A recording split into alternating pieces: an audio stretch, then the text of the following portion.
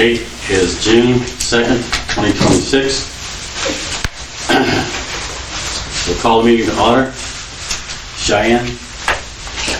I'm going to do a roll call. When I call your name, please say present if you are present.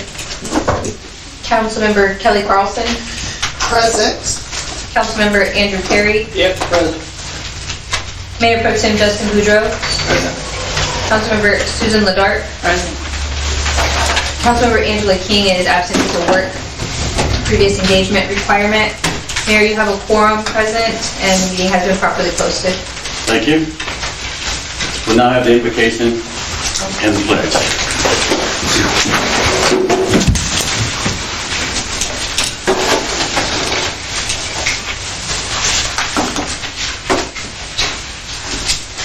Sorry, I have my cheat sheet. And it's not there. We're going to go by the heart.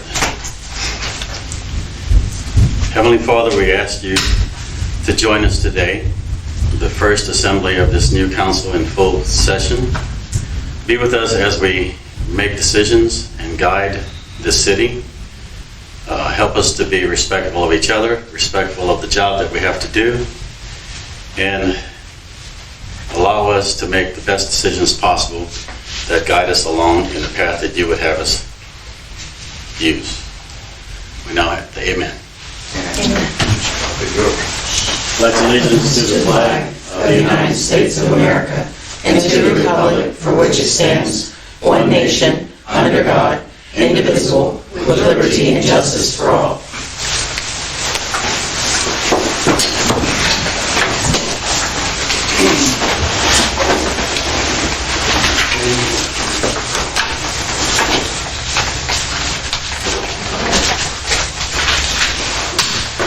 In some ways, this is really a great night.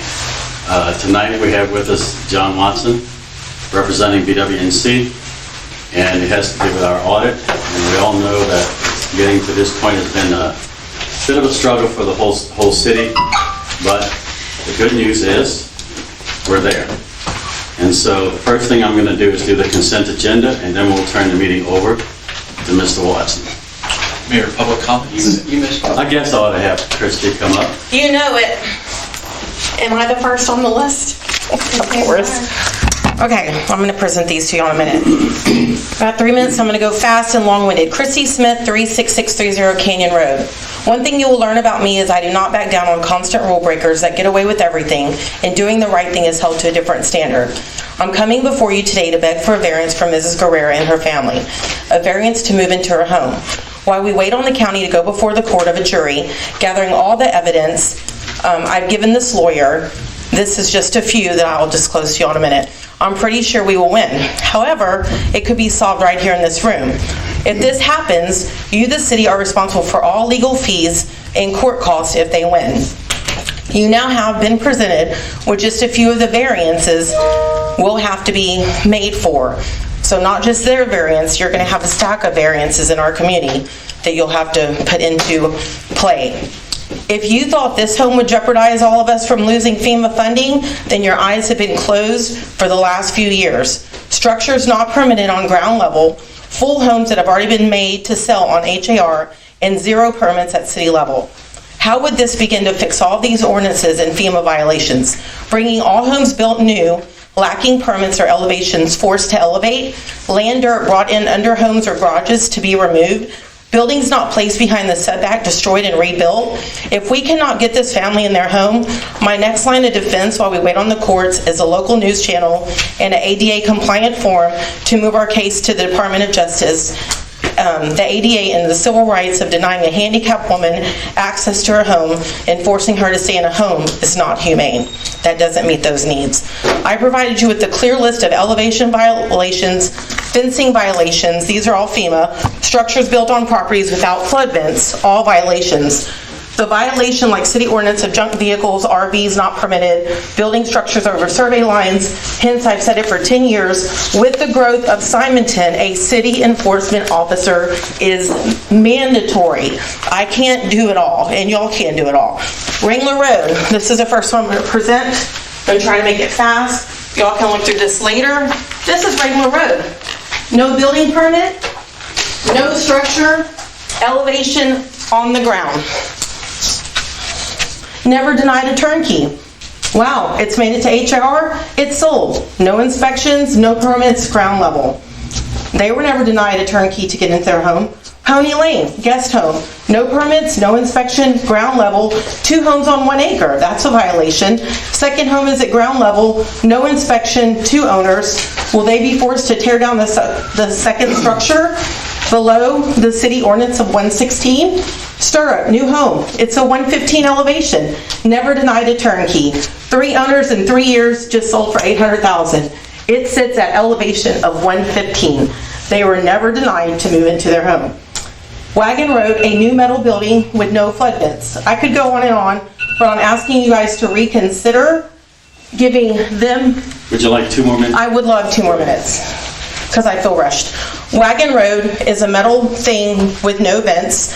I told this owner he couldn't build. It was a single-family residential lot. He built a building anyway. There's no ventilation in it. I've given you photos of this. Endless privacy fences. None of these people have been locked out, forced to comply, or removed, or asked to elevate their home. Additionally, I'm asking you to reconsider and allow this family to move in. At this point, every one of these properties will have a variance placed in their file, and all the others I presented. I still have a list. This is a consequence of communication on new builds.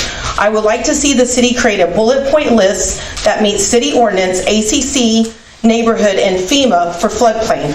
I think all new homes should be explained in detail at a roundtable discussion like Susan Ledart did with her plans. No surprises to the homeowners.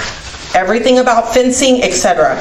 I know if this was me, I would be livid. I applaud Mrs. Guerrero and her family. We know that they have no mortgage and they do not need flood insurance. I applaud your patience. I was going to tell her. And your family for being calm through all this. I wouldn't have been. If you're truly concerned about losing FEMA funding for this home, it would have already happened with all dropping the ball on all of these homes. Make it right, City Council. Thank you, Christy, for your research and bringing it forward. Cheyenne, would you do me a favor? I need my glasses. You want mine 1.5? No, they would work though. I think you're on my... They're more stylish, they got diamonds. You have your keys? Yes.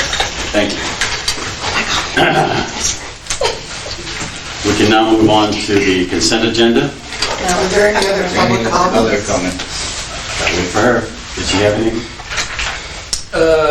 Yes, from former Mayor Lori Boudreaux. Oh. Presume. Rihanna? Thank you. Related to emergency operations. Okay. Thank you.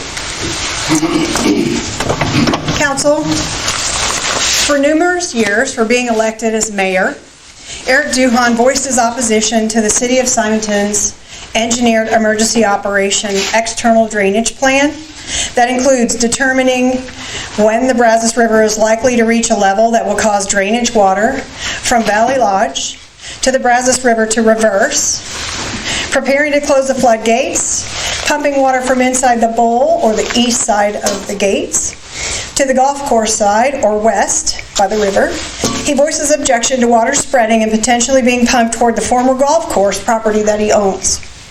As recently as last week, and while serving as mayor and executive emergency operations officer during an official meeting with vendors and partners for city projects, his objection was renewed and he floated the idea of removing the floodgates on Fort Bend because they are not needed.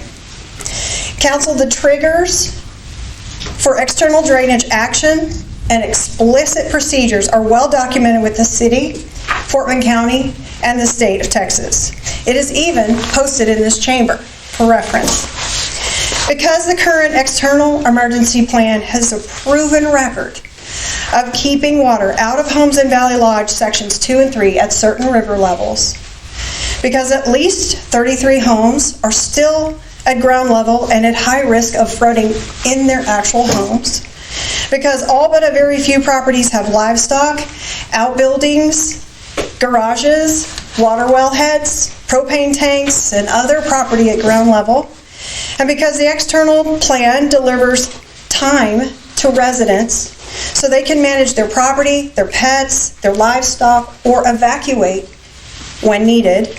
Because we're squarely in Brazos River flood and hurricane season right now, as evidenced by the fact that the Brazos River yesterday was at 38.33. The early action level is 38 for the Richmond gauge. We're not in danger of having to do anything right this second, but we're on watch right now. This is our season. We typically flood between April and October via the Brazos River, if that's going to happen. And because Mayor Duhan has a clear conflict of interest in this matter, I'm appealing to the council to urgently either implement a current ordinance or enact an update that ensures Valley Lodge residents can count on an appointed, trained emergency operations leader other than Mayor Duhan to be responsible for coordination and deployment with Fort Bend County Road and Bridge, our city engineer and floodplain administrator Craig Calcamy, and our third-party equipment company and Fort Bend County Emergency Operations. For reference, this procedure was used when John Bohannon and subsequently another gentleman served in this position approximately 2015 to 2017. For reference, you can look at the ordinance. I would really appeal to you to address this as early as the next council meeting, if at all possible. Respectfully, I did not give my address, but it's 36730 Cheyenne Road. And since my time didn't run out, I would just encourage all residents and everybody to remind your neighbors that you can sign up for alerts from the city of Simonton, emergency alerts, by texting the word Simonton to 777-888. Thank you very much. Thank you, Lori.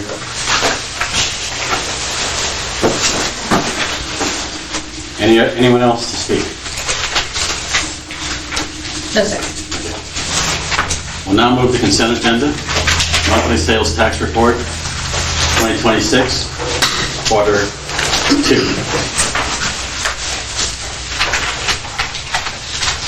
Everyone should have the documents. Do I have a motion?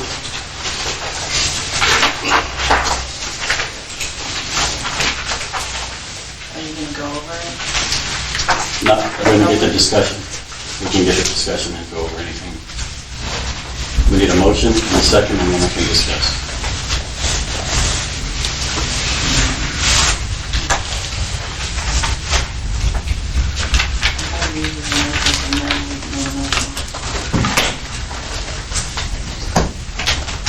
No, the actual procedure is to have a motion and a second, and then we can discuss. Proper procedure is to make sure that there is something to discuss by having a motion and a second.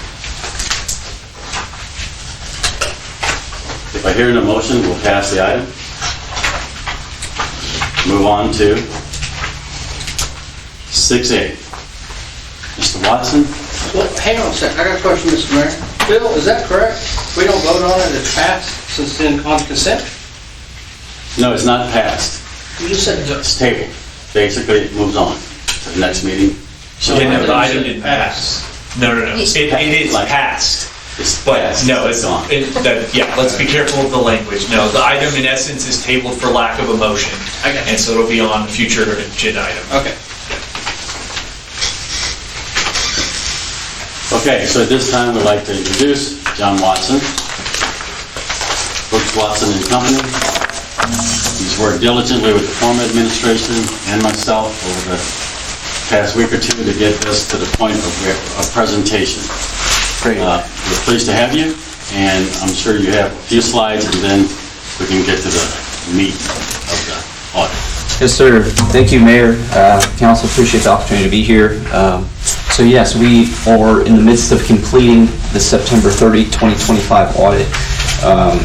Wanted to go through that with you today. And I have a few slides to go through. You can open it up, and there's a handout of the same if you want to see it in front of you and take notes. Quick overview of the audit process. We followed U.S. Gas, generally accepted auditing standards. It's a 3-phased approach. The first phase is planning. We look at your current year results. We compare them to prior year. We compare them to our expectations. We try to focus our testing on areas we find most susceptible to risk of error or fraud. And that's where we do our field work. So we read balances to underlying reports, draw samples, vouch those samples to underlying evidence, make sure things are recorded properly, or they're not. We determine as to why and propose audit adjustments. And that's really the conclusion reporting phase. So we propose those audit adjustments, prepare some findings we're going to touch on at the end, and prepare the report you all have in front of you. Next slide, please. The report itself, there's 4 sections to it. Okay, the first section is the audit opinion. So that's from us, your independent auditor. Describes whether the financial statements are consistent with U.S. GAAP, generally accepted accounting principles, or if there are any modifications. We'll look at that on the next slide. Management's discussion and analysis follows that. Describes current year results compared to prior year. Discusses significant changes year over year. Basic financials follow that. Those are presented on 2 different bases of accounting. Government-wide statements, which are full accrual. That's your capital asset activity, long-term activity, and then fund level statements, which are modified accrual. That's how you budget. Notes to the financials follow that. It's got all your details about those results. Factor report, got the budget to actual schedule. We'll take a look at that. Pension schedule, and then OPEB, which is death benefit for your pension. Next slide, please. So I mentioned audit opinion. There are 4 types of audit opinions you could receive, and those are listed here. Green is the best, black would be the worst. I'm not going to go through them all. We do plan to offer unmodified opinion. So that means we've done sufficient testing to form that opinion. It is in draft form, as you see. There's draft words on there. That is for a couple reasons. Mainly, want to make sure you all get the opportunity to look at it. Any questions we can address, make sure everybody's comfortable with it before we go ahead and issue it. There's also part of the review process, there's some restricted amounts that we want to, and I'll touch on that when appropriate, but that's really the last piece. But I would argue 98% of the audit's done. We're just got a little piece left to kind of clear with y'all. I just want to say, Yes, sir. the best thing we see right now is that green bar up at the top, because it's been hard work for a lot of people in the administration, and it's very rewarding. Yeah, no, absolutely, and I should have said that. I really appreciate everybody's effort, Lori and China and Mr. Buhan in particular. Appreciate all the effort, because it was, anytime you come into a new audit, there's some challenges, and there were some challenges here, and we're very appreciative of everybody's effort there. Quick overview of the financial highlights. Again, this September 30, 25, year ended the same. So as of year end, total assets exceeded total liabilities by about $3,114,000. Your net position increased by about $337,000 for the year. Your general fund reported an ending fund balance of about $2.6 million, which was an increase of about $150,000. Unassigned fund balance, and this is where the caveat is going to exist right now, is that same number, $2.6 million, which is about 4 times annual general fund expenditures, so pretty significant. So naturally, when looking at that, questions arise, is any of that restricted? And we do think, so over the past several years, there hasn't been anything reported as restricted relating to the sales tax for maintenance on your roads. But, you got that $0.25 that does relate to that. And there hasn't been any road maintenance in several years. So that's where accumulating through your outsourced accountant, Mr. Peacock, he's accumulating that information. Back to 2021, I think the numbers as I saw them just this afternoon look like they're around $225,000. I literally just got this around 3 p.m. this afternoon. I do think we may need to go back just a little further. And Lori's kind of good continuity on this subject because she was on mayor at this time. But I think it's going to go back to the completion of Barnes Road because that's the last significant road activity. So basically, my thought is, once that's done, all sales tax therefore related to road maintenance, that would all need to be restricted. So the 225 is a baseline. It will not be less than that, but it likely will be more because after a discussion with Lori, I think we need to move back. And that's just legally restricted and needs to be reported as such. So that's the one caveat with this report. Just got that information, fully anticipate getting the rest of it very quickly so we can issue this report. If not days, it'll be Tuesday. It'll be early next week at latest, is my anticipation. We are going to need more information, so it's not in my hands right now, but fully anticipate that coming through very soon. So you don't see any of that changing the green light? That will not change the green light. The only thing that would change the green light would be if we don't get the information and I would have to issue the report before getting it, and then it would become a qualified opinion, which is that second one in there. So the information you're seeking is from Peacock? The information I'm seeking will probably come from Peacock. I don't know if he has back to 2018. I will say, sales tax information, we can probably gather from the state as well. So whether he looked back to 21 because that was the furthest back he was thinking that this applied, because we didn't know based on online queries when this initial sales tax election occurred, allocating the quarter of a cent to or quarter percent to sales tax, to maintenance, road maintenance. The report that we just passed is a sales tax audit done by RMS and has Sure. been done for quite some time for us, and may have information that you can use. Yeah. I don't know how far it goes back, but I have to find out. Yeah, no, that'd be great. Absolutely. Yeah, so we might be able to utilize that. But my thought is, again, I think Barnes Road, and if anybody has better information, I'm open to it, but that's kind of the cutoff period we wanted to start from. We were thinking, the initial election was probably in 2015 when this all started, but Barnes Road, in theory, probably ate up a lot of those funds, and then so that's a good demarcation to the next period. And then all that accumulation from Barnes Road completion to 9/30/25 and now is just accumulation of restricted funds. So it's going to be at least $225,000. It's probably going to be a bit more for those few years, okay? The thing is you've got a pretty healthy unassigned fund balance. So all that's going to do is change that unassigned fund balance to $2,635,000. It's going to be something less, okay? The net position has not changed. Your assets, liabilities are set. This is how we're allocating kind of the net assets, the equity piece, if you're more familiar with forward flow, okay? Is that clear enough? Does that make sense? Okay. So is restricted funds the only line item that you need to go back and address? The other one is really small. I'd argue it may not even be material. Child safety.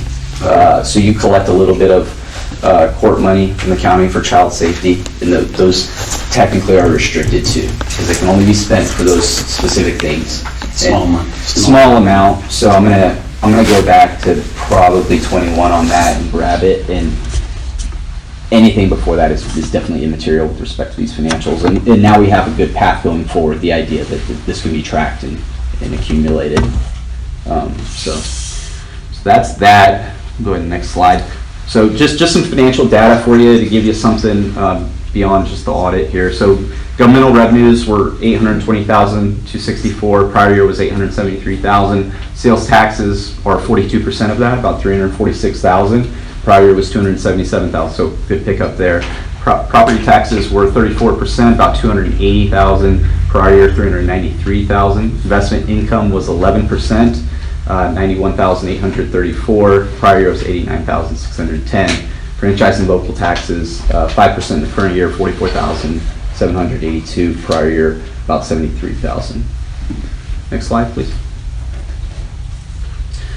Okay, so that was the revenue side. This is expense side. So expenses in current year, $484,000 approximately. Prior year was about $536,000. Largest expense functions, administration makes up 75%, about $364,000. Prior year was about $438,000. Public works makes up 20%, about $96,000. Prior year was $48,500. Public safety makes up 5%, $22,425. Prior year was about $12,000. Next slide, please. Okay, I mentioned the budget to actual schedule, so that's what this is here. This is on page 51 with a little more detail. So in the left column, we've got your final budget, so that'd be your original budget plus all budget amendments passed. And then in the middle is the actual results. And on the right, we have your variances between budget and actual. So we can see revenues were under budget by $265,019. Expenditures were also under budget by $301,605. That was actually road maintenance was the primary reason for that under amount there. So the net there, positive variance, $36,586 due to the expenditure variance being greater than the revenue variance. Okay.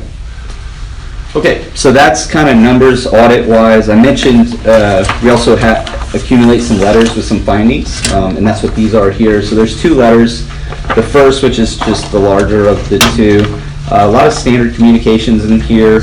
Talks about our responsibilities related to the audit, significant accounting policies and estimates. Not really going to get into that too much. pretty standard.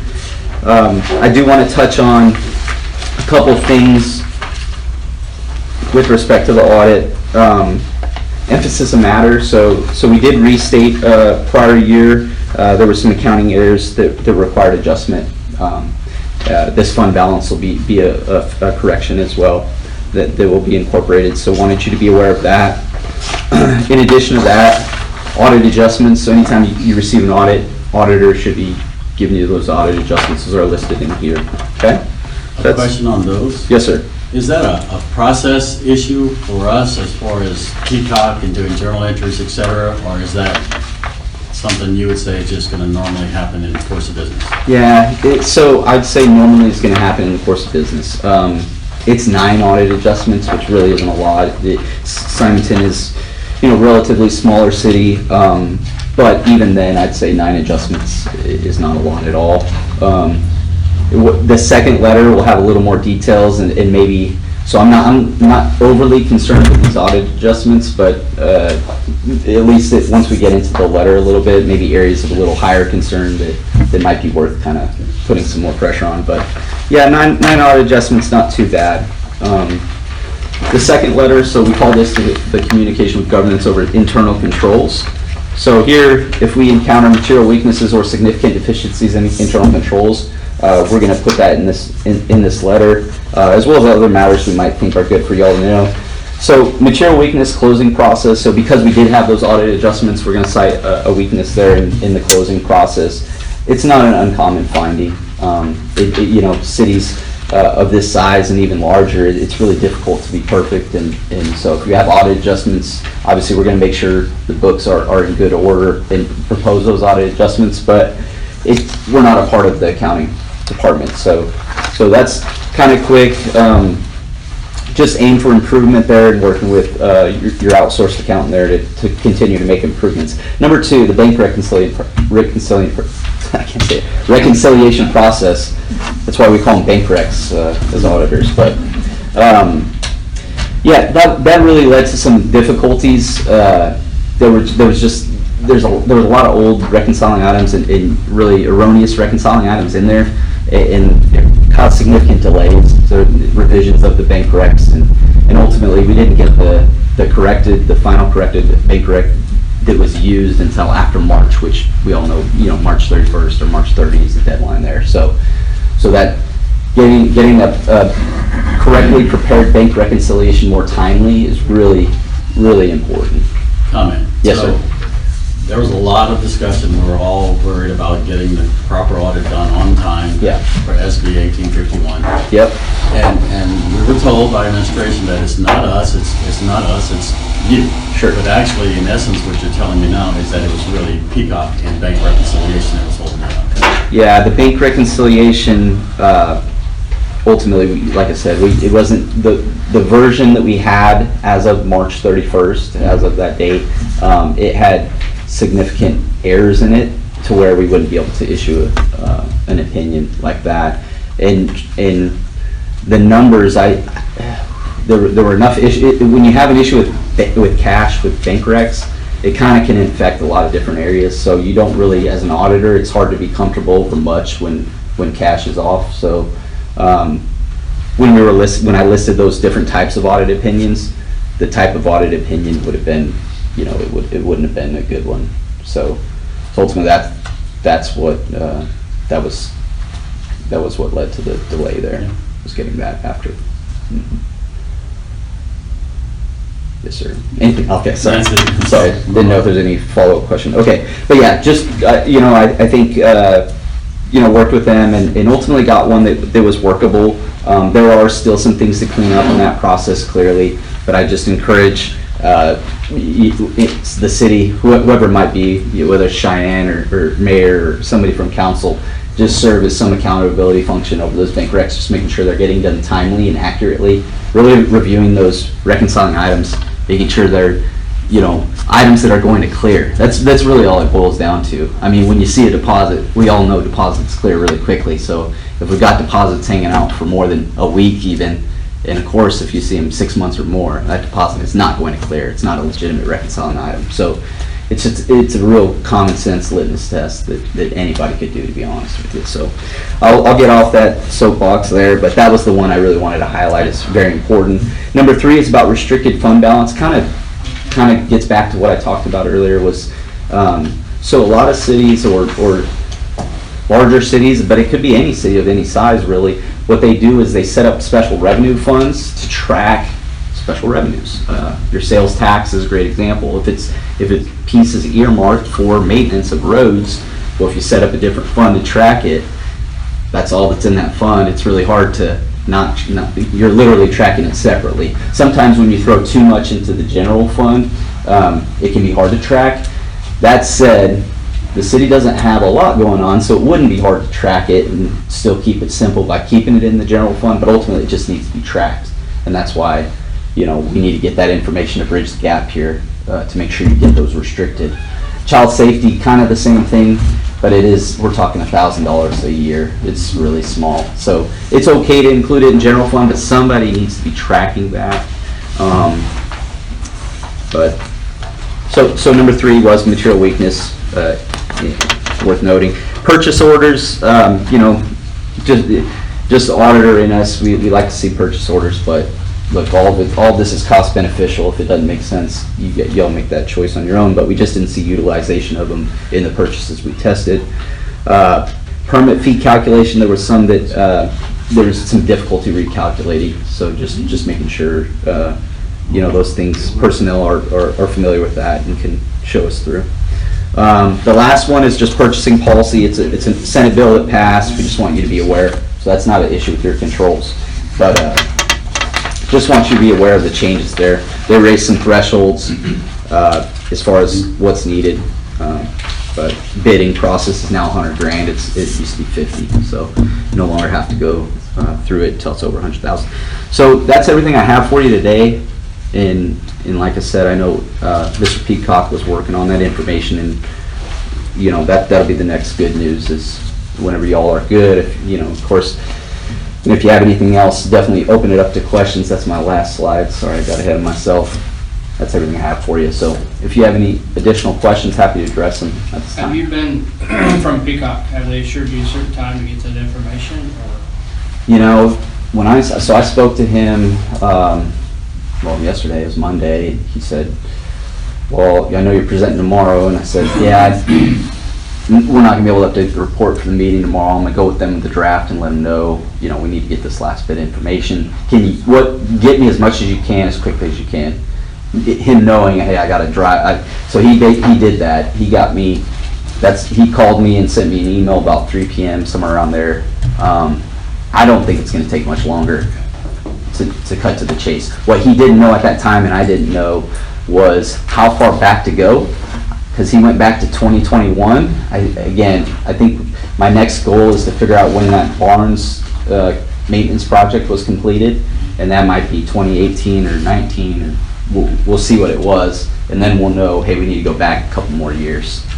And he's either going to try to retrieve that from accounting records the city may have, and if they don't, because at some point they don't, then we'll just go to the state and we can query those online. So one way or the other, I'm pretty confident we'll get there, and I'm pretty confident we'll get there pretty darn quick.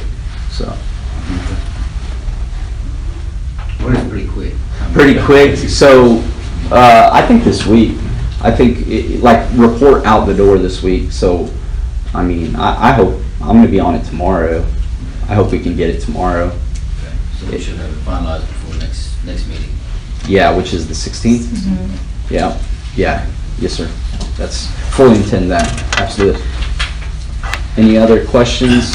So we have an action item to approve it, but obviously with changes coming forth, I'm going to skip that action item to approve it. And actually, I guess what I'm hearing you say is that as soon as you feel it's done, we'll get an actual final draft. That's right. Yeah. So how many drafts does that make that you said? Well, a few. So Ann's laughing because we appreciated everyone you sent. Question after question, I understand. Yeah. So, and truly, there's a few things I need to get to issue that final report. but a council approval isn't one of them. It's not uncommon for me to issue a final report before, like a lot of times council just bless the final report. They'll approve what I would present to them. In this case, because of the changes in circumstances, you know, it was suggested, hey, let's go with the draft, and then we found this restricted stuff kind of late, so it's like, okay, well, kind of have to go to the draft because I don't know what that restricted number is as of now. But as soon as I get that, unless there's, and that's kind of, I want to open to you guys, if there's anything else, any other questions or concerns about the report. But otherwise, I want to get that information incorporated, and I'd like to issue the report as final, if you're okay For with the that. prior next meeting, or today? I'd like to issue it as soon as it's ready, which will be this week. Okay. And then y'all will have that. In fact, you know, I'm gonna mail you more reports, the final. My printer broke, by the way, that's why it was black and white, but We can I'll give certainly you color. distribute it to council, and then Yeah. it'll have to be actually on our 616 agenda. Yeah. You do not necessarily have to come back if council says we're okay with just putting on the line item and approving it. I appreciate that, and I'm actually out of town. I don't mind doing it over, you know, Zoom or something if needed, but, or we could get somebody from the office, but. Firstly, you just tell us how much restricted. That's the only change we're gonna see, is, that big unassigned fund balance. There's gonna be a piece earmarked for those two purposes. It's gonna be a tiny bit, not tiny, it's wrong terminology. There's gonna be several thousand for child safety, and then there's gonna be over 225,000 allocated for road maintenance. That'll be the changes. And if anything else comes up, which it shouldn't, because we're not actively, we're basically at the end of the road as far as the audit. So. Any other questions? Really appreciate you coming tonight and all your work, and we still want that green to stay green. Yeah, absolutely. Thank you all. Thank you, sir. Appreciate it. Yes. Thank you. Appreciate it. Thank you.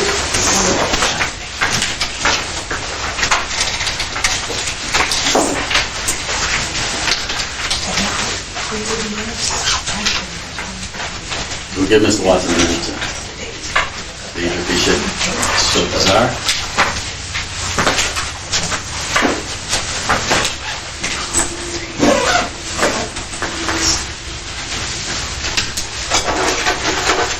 So our next item, 6C, discussion and possible action to choose and authorize the purchase of a fireproof filing cabinet or cabinets.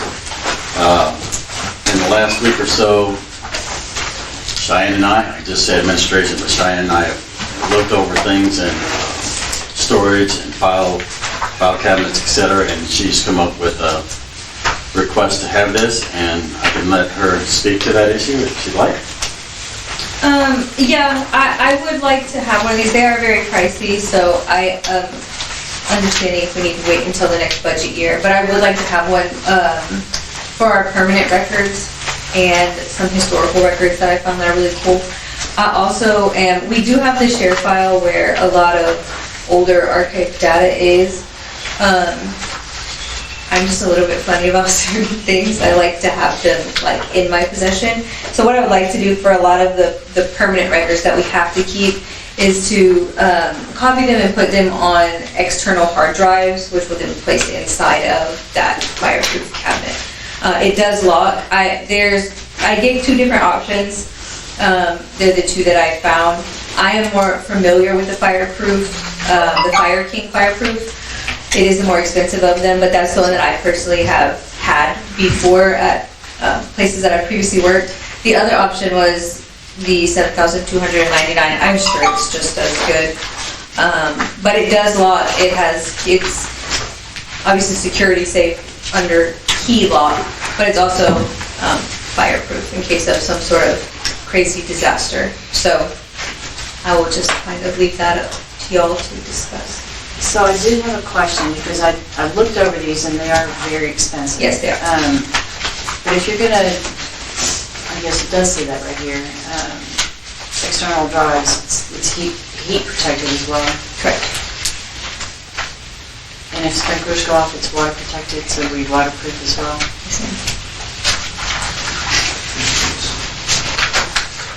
So, do we have a motion? I've got another question, Mr. Mayor. Okay. Cheyenne, my question to you, and I understand it, is this going to be enough? I don't think that I will know until I start compiling the things that are actual permanent records that I think are necessary to put in there. At some point, we may have to ask for another Next one. budget. But I would like to start out with one. That would be great, just kind of see what we can get in there. And maybe we don't even need any more than that right now. I'm not 100% sure. Well, Mayor, I don't see of what line item we can take this out.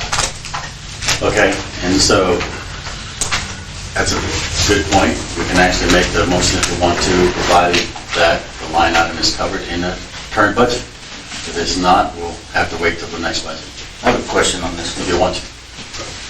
Yes?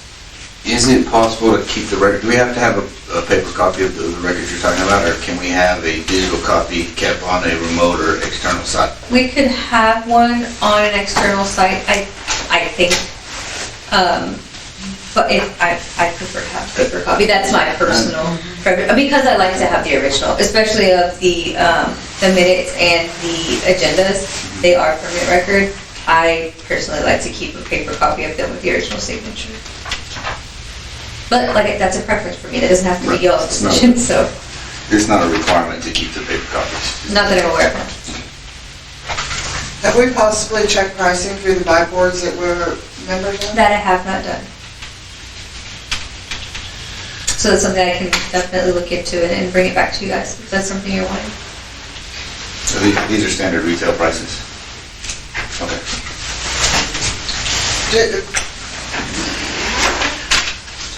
Just because of who I am and I love doing research. I mean, I did just a quick Google search today and found hundreds of them that are a lot cheaper than. Did you?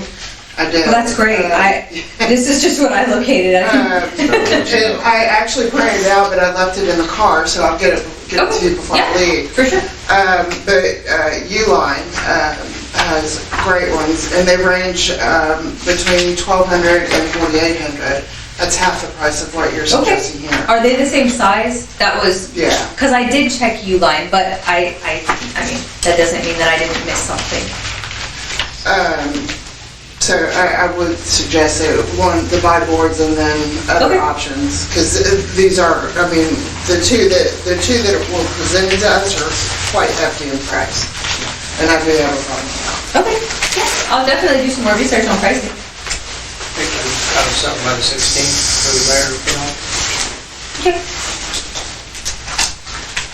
So I think what I'm hearing is you would like to have this repriced and brought back on the 16th? Yes. Yeah, because I mean, I think we all agree that keeping the records safe is a good idea, but we all want to research on better pricing. It's probably prudent. Okay, we'll move it to agenda on 616 and provide additional options and pricing. And any information, To that extent. any information that you have that you want to provide to us, Yeah, fine too. I think things that we need to know would be, like, they don't have like they have a temperature rating, but they don't have a timing rating. Because I looked up some too, like.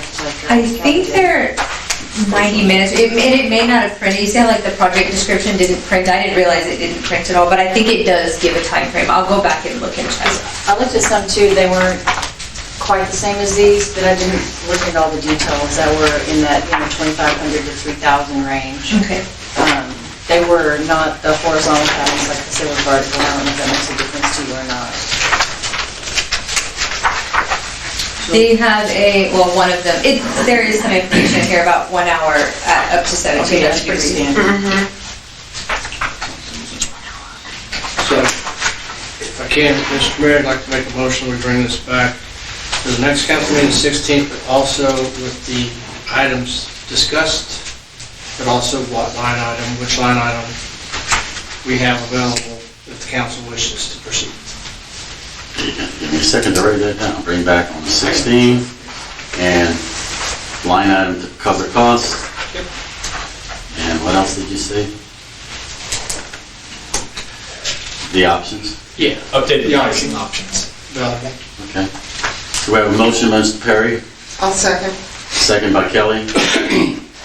stated to bring back this agenda item on 616, include line item cost where it would be covered and options to what to buy. Any other discussion? Okay, we'll proceed to vote. All in favor say aye. Aye. All opposed? Motion carries 4-0. Next item is 6D.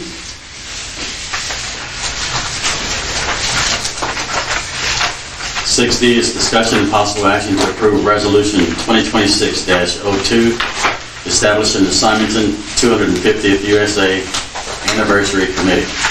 The council had previously made an action item on this, and this is actually formalizing it into a resolution so that it can have some weight. I think, Phil, you will actually speak to the issue of whether it needs to be TOMA compliant or not. I can speak to that, Yeah. absolutely.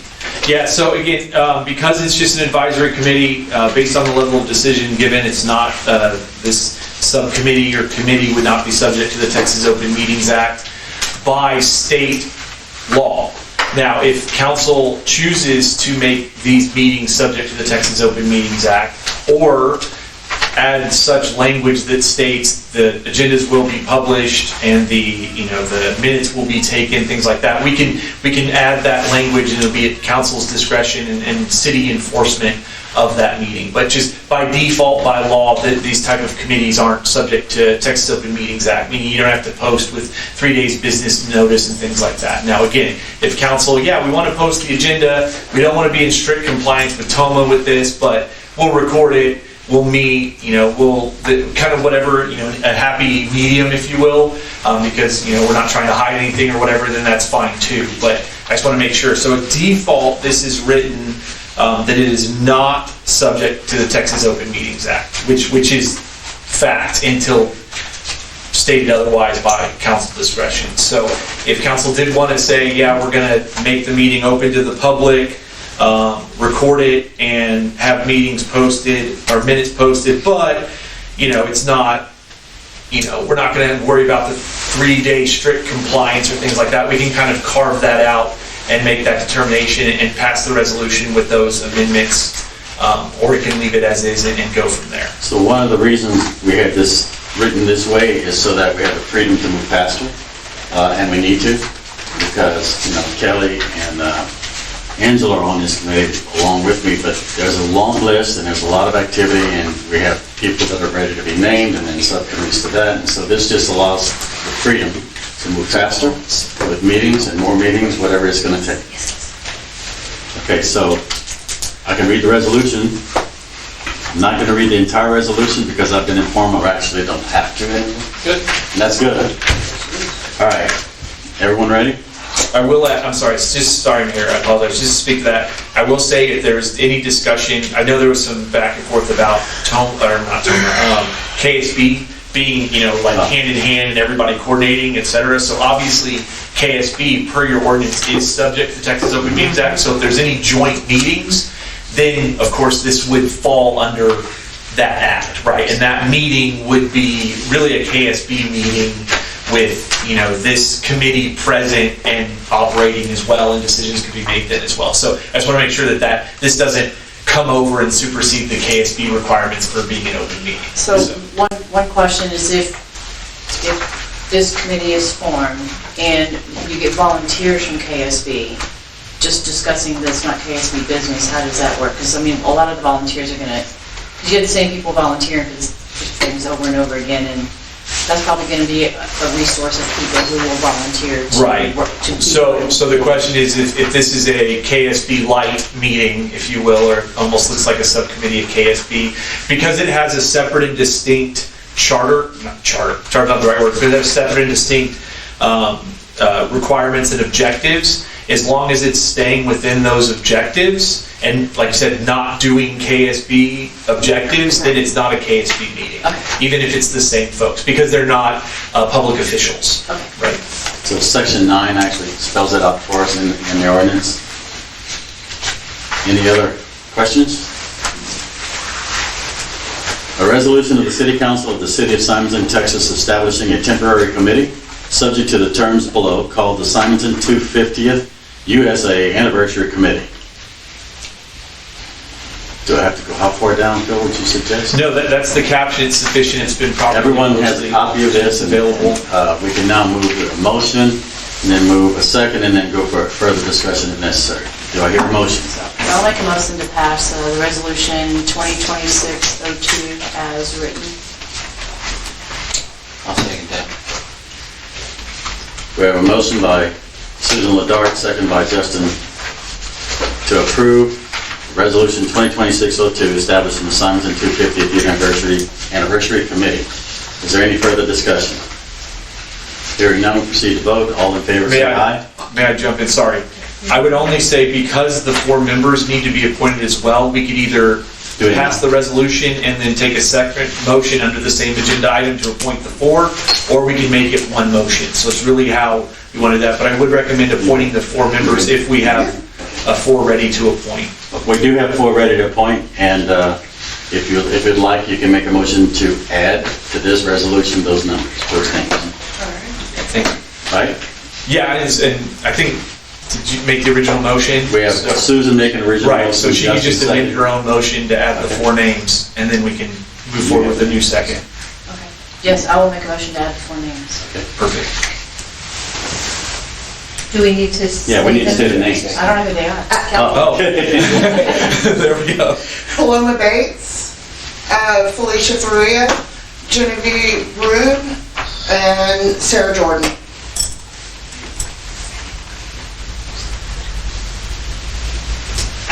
I'm sorry. I'm a little slow on my handwriting. You got Paloma Bates, Felicia Pruitt, Jennifer, Genevieve. And Sarah Jordan. Sarah Jordan. Okay. So Susan's making the motion with those names, and Second. Justin has seconded it. So we could actually do it, I guess. Does that amendment need to be, So, procedurally, Susan went back and amended her original motion. okay, So I'm comfortable with that motion on the table to approve the amendment. I say I'm comfortable, obviously it's the mayor's meeting, but from a legal standpoint, the motion is to approve this amendment with those 4, or approve this resolution with those 4 names. And so, she was the original. she's the originator, And so we can just take the Justin, next, still second? same second, Okay. and yeah. All right, so I think we're ready. We have a motion and a second. I'm going to reread it, I guess, to approve the resolution 2026-02, establishing the Simonton 250th USA Anniversary Committee. Is there any further discussion? Hearing none, proceed to vote. All in favor, say aye. Aye. Against? Motion carries.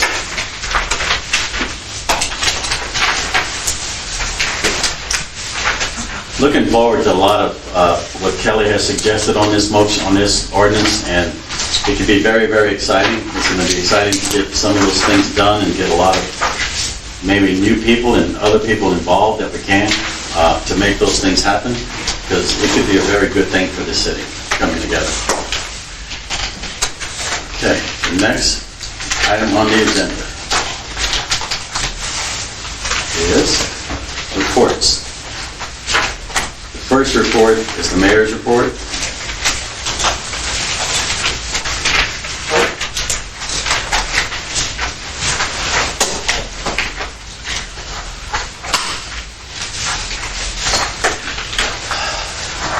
So today is day 10, and I'm actually still excited about the possibilities for our city. The first thing that I want to report on is Council Chambers AV project. CTI procured the TV displays that we've been waiting on.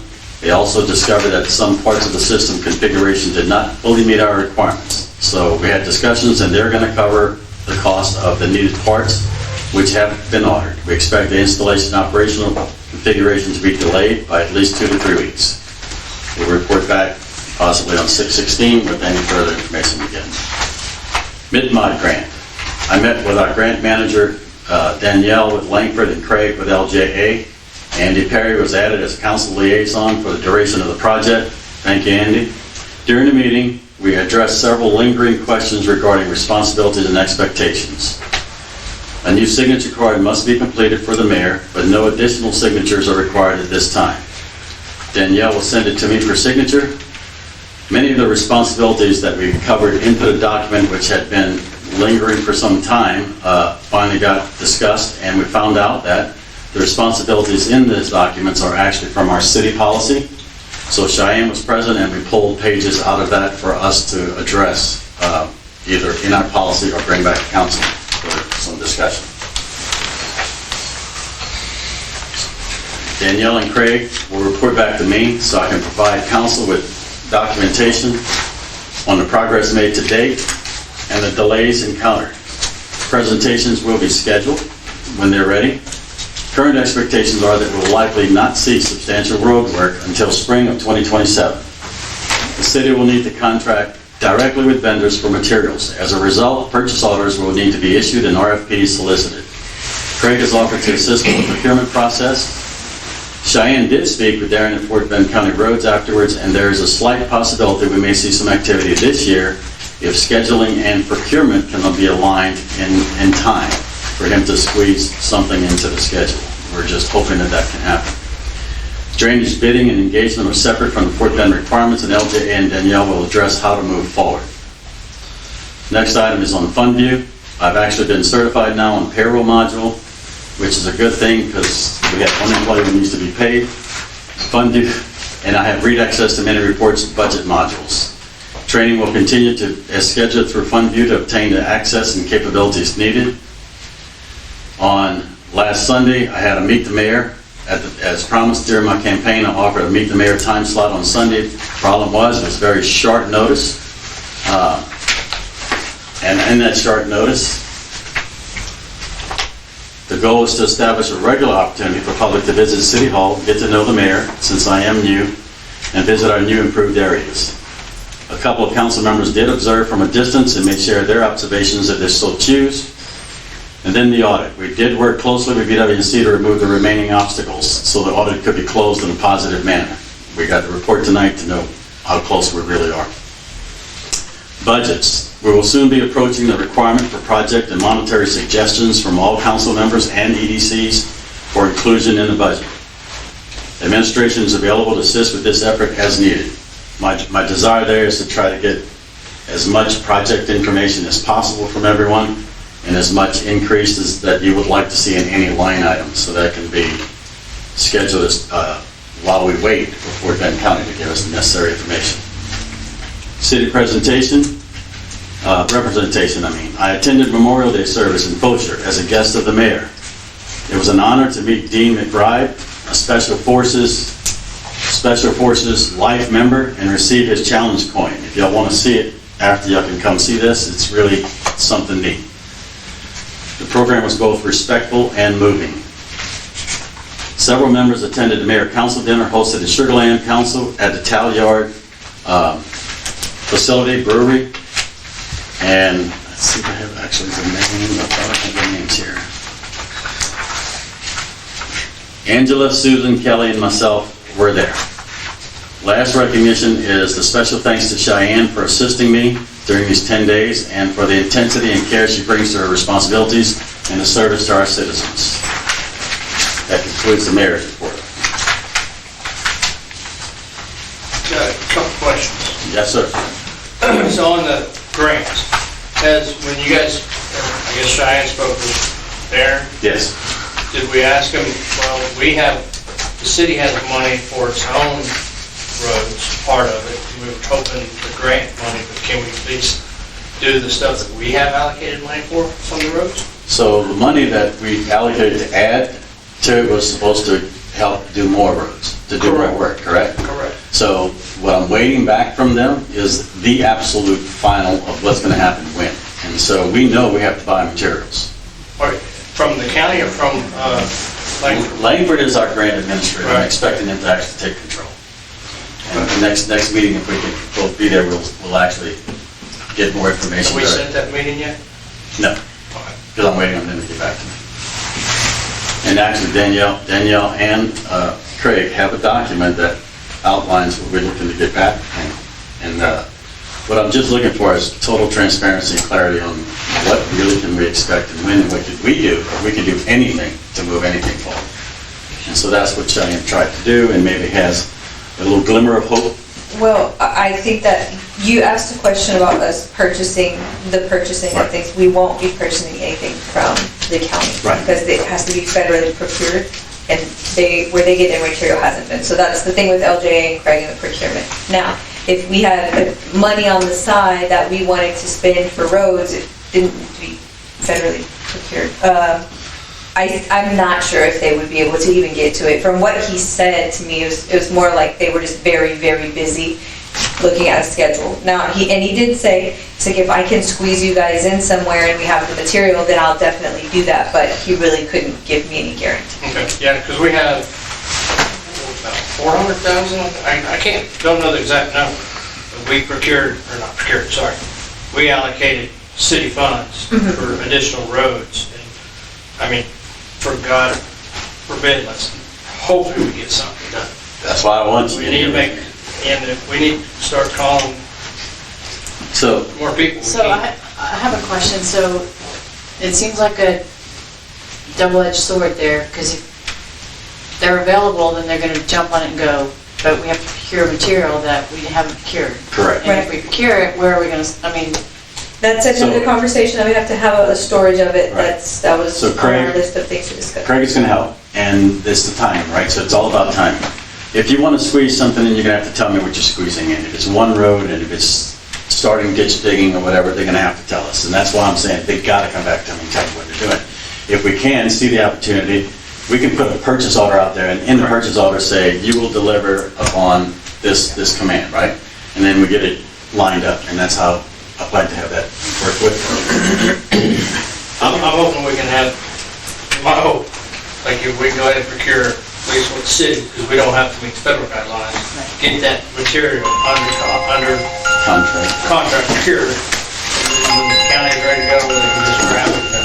They'd be the ones getting it anyway. Right. For- So for the federal procurement, does it have to go through the administrator, or do they have a list of sources that we can We have purchase the from? list of sources. We have the list of sources for everything, this, the asphalt, did I send that to you? We No, have a list of services that they want us to procure from, and that being the suggestion from Fort Bend. Okay, but are those federally, They have to meet the requirements? They have to meet the requirements, and I've that's not why seen this list. Langford gave it to us. Langford gave it to us. So if we have that list, can we contract with them and get, I mean, that's who we want to roll with then. So- you know, I understand, the driver is Langford, and we pay them to manage this, right? So what I'm saying to them is you have to help us manage this, and as much as the POs, Craig is gonna help us with the POs. Okay. Langford's gonna help us with the scheduling and the integration of everything. The one thing I had was, if there's ditch work that's not dependent on road work, then I'm gonna ask them to just kind of, let's start some ditch work, some drainage. Let's just get that. well, I don't know if we allocated any funding for ditch work, but No. we did for roads. Right. So what I would suggest is we get POs under now. Agreed. We've already allocated it, and tell Craig which roads we want to get done first. That we were paying for the city, meaning the city, and get it under PO, like by the 16th. Because if we got it, the county can just jump on. Of course, now it's a rainy season, we all know that, we walked in it tonight. And they probably are backed up, but if they can get a week, and we've got it under procured, they can roll. They don't have to talk to us, they just go. so isn't the ditch work a completely separate grant? and It's part of the completely Same separate grant, project? same grant. We didn't allocate any, that I remember allocated any ditch work at all. We allocated money for roads. That's and correct. Ditch work was coming through the mid-block grant. Correct. Yeah. So we don't have to ride on Langford just for what we've done. And I don't want to wait if we don't have to, at least for our part. So, with that said, Yeah. and I can set up a phone call and have you available for a phone call for us to have some more conversation, but understand, they already have the command, bring me back what we can and can't do, and it includes what we can buy, what we have to wait to buy, It's gonna probably be from the same vendors, but we can issue POs. Matter of fact, I mean, I've issued POs and say, deliver me 6 months from now. So we can actually get ahead of the game from our standpoint and say, find the vendors, get the price, lock it in, put the delivery schedule. Yeah, all we need is quantities and Yes. all four of them, Yes. give us best price. And we have the quantity. Just so here. We actually have the quantity. So we're in good position actually to try to help push that. Okay. I don't have the quantities, but I do have the vendors. I'll get it to you.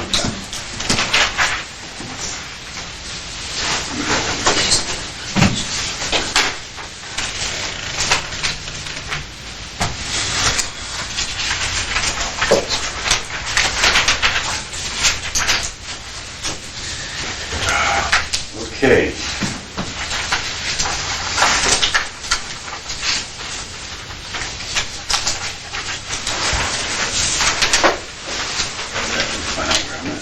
Eight.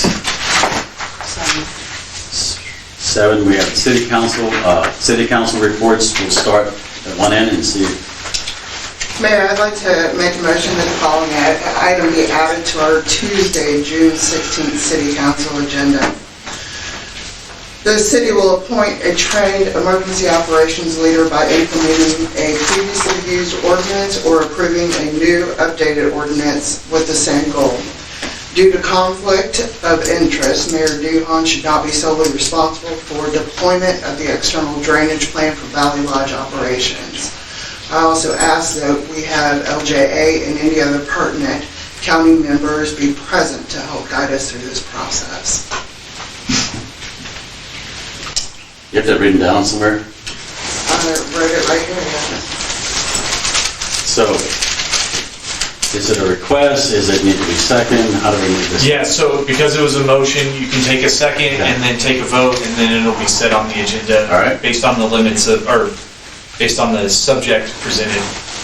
It may not be verbatim, but it'll be around the emergency operations coordinator, generally is what I heard it around. Yes. For clarity, Justin is on the emergency operation team, has been for years.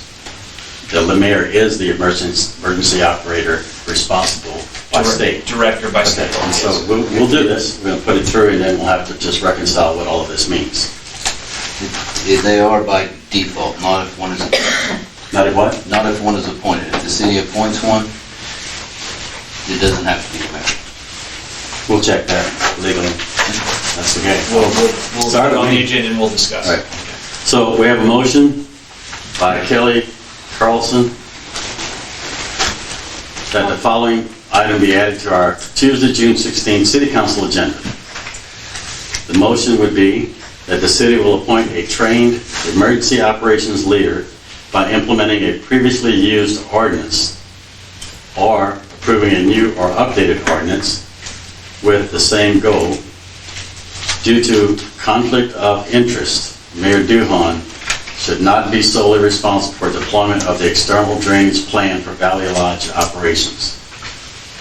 I can't tell you how ridiculous that is, but, and I ask that LGA and any other pertinent county members be present to help guide us through this process, which means we would bring other people in to help us do the ordinance. Is that what that means? Okay. You understand, Phil? All right. So we have a motion. Do we have a second? I'll second that. We have a second by Ms. Ladart.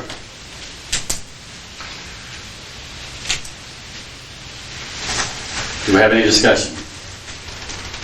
A little scary if you say you don't want to use those gates. If my house floods, I'll be... I appreciate you asking the question. That was absolutely taken totally out of context, and actually I'm upset that that was even brought to council this way it was brought, because that's not was the intent. It was observations, and those observations actually came from Fort Bend, and I've had many discussions about the outflow on my property with Fort Bend. They manage the gates on my property as well as the gates at Fort Bend. They've explained to me responsibilities for gates. They've explained to me how much flooding happens from the river to Valley Lodge when the river rises. So discussions I've had about that and the outflow, and even the discussions about the new drainage going out to the Oxbow Lakes, there was nothing there that ever said that I was going to do anything contrary to what is already done and already planned. Well, it'd be a good discussion next. Yes, it will be. Any other discussion? Questions? Okay. About that, no. All right. I do have a, Wait, Well, wait, we gotta finish this one. sorry. Got voted. Okay, hearing no discussion, no further discussion, we'll proceed to vote. All in favor, say aye. Aye. All opposed? The item will be on the next agenda, and the ordinance will have to be prepared. You won't be here, but we'll have to give it your... Yeah, I was going to give that in my report next, but Okay, yeah, at the minimum, we could at least see what ordinances previously existed and see if there's any drafting that needs to be done, and discuss at that agenda item what needs to be modified and what appointments need to be made. okay. I'll have Jeff ready. So I do have a question if you allow. Go ahead. So we're in a really large rain event, and if we act like we got to take action this week or next week, what's your answer? My answer is, we just had a meeting. We just had a meeting, and Fort Bend County has offered, there's a process, it's IOP, Incident Operations Plan. And what they told us, and which is actually pretty good, is that we make one call to Greg Baptist. We make a call to Greg Baptist, I tell him I'm announcing an emergency operations plan, instead of saying that we're doing what they normally do. What they do in that case is, he will say, what do y'all need? And we'll say, we need to put pumps together, we need a marshal here, we need whatever we need. What his intent is, in Fort Bend County, is the small cities get it first. Because he's going to be, if it's like a Harvey event, he's going to be asked all over the world to get people everywhere, right?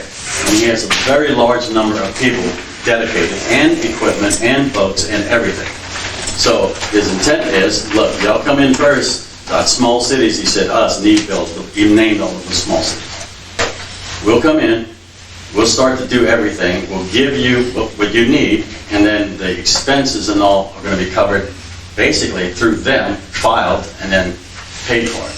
So we actually have an opportunity to save some money ourselves. We already have budgeted the $35,000 to put the pumps on. All of that can still happen. So the backup plan is, do what we've always done with the people we've always done it with. That's the backup plan. The new plan is, call Fort Bend, tell them early. Santa Fe gets up to me, in my mind, we mentioned that Fort Bend, she mentioned Fort Bend at 38, whatever, but the one that we have to watch the most, in my mind, just my opinion, is Santa Fe. And I know from absolute certainty, when Santa Fe reaches a certain level, that we're going to have water coming over my bridge, and it's going to be into Valley Lodge. Absolute certain. I've watched it for 20 years now. So, way before then, when we have 2 days warning from Santa Fe, I'm calling an IOP, and we'll all be together, and everybody who is going to be involved in emergency operations, whether it's me or a new guy, will have that opportunity to do that and make it happen. There's no doubt. Good information. There's no doubt that this community will come together in an emergency situation. They always have. Okay, anything else? No, thank you. Thank you. Susan, you had something? Yeah, so we had. Oh, I'm sorry. You have a report? No. Okay. We actually have to vote on that. No, We had They took the vote already. They just kept, So the one thing that, we tried to get something put on the agenda this week, which didn't happen. So I would like to request that an agenda item be added to the scheduled meeting on June 16th. So I want to do a policy change to where it only takes 2 council members an email to the mayor and to the city secretary to have an item added to an agenda. Okay. It shouldn't have to be an open meeting, it should be able to be through email, so things can happen more quickly. Yes, and this has already been discussed. And Phil, do you want to fill us in on the process of how we could do this? Don't we need to finish this motion? well, were you making that as a motion, or were you? I thought it was a request. You can tell us what you think we should do, and then we can make a motion. Yeah, no, absolutely. And as discussed, if we can either take it as a motion or just a recommendation, the mayor can put it on the agenda. So, yeah, the idea is agenda setting. So what it takes to set an agenda. So right now, the city doesn't have an adopted policy for how to set the agenda. So the typical procedure is the mayor sets the agenda, or act motion by council during a probably posted meeting, because obviously if you get 3 of you together to make that sort of thing happen, we start talking about, are we violating open meetings? Are we getting into a space that we don't want to be in, right? Because some deliberation might have to have taken place to even get that motion up through email, things like that. So it's something we try to avoid, which is why I do have a few other cities where we've set agenda setting, and it's usually part of a full sort of procedural policy, and not necessarily a Robert's Rules type thing, but decorum policy, things like that, just meeting policy. But one of those subjects is agenda setting, and so my recommendation is that what it takes, and you can word it how you like, but I usually like to see like an item be sponsored by a council member. That item comes to the city secretary, hey, I want to sponsor the following item to be on the June 16th agenda, and then give the subject of it. And then, of course, like I always say, stop there, right? Because when you start to say because, now you're deliberating, right? So just stop there. I want the following item on the June 16th agenda, a policy regarding, et cetera, XYZ.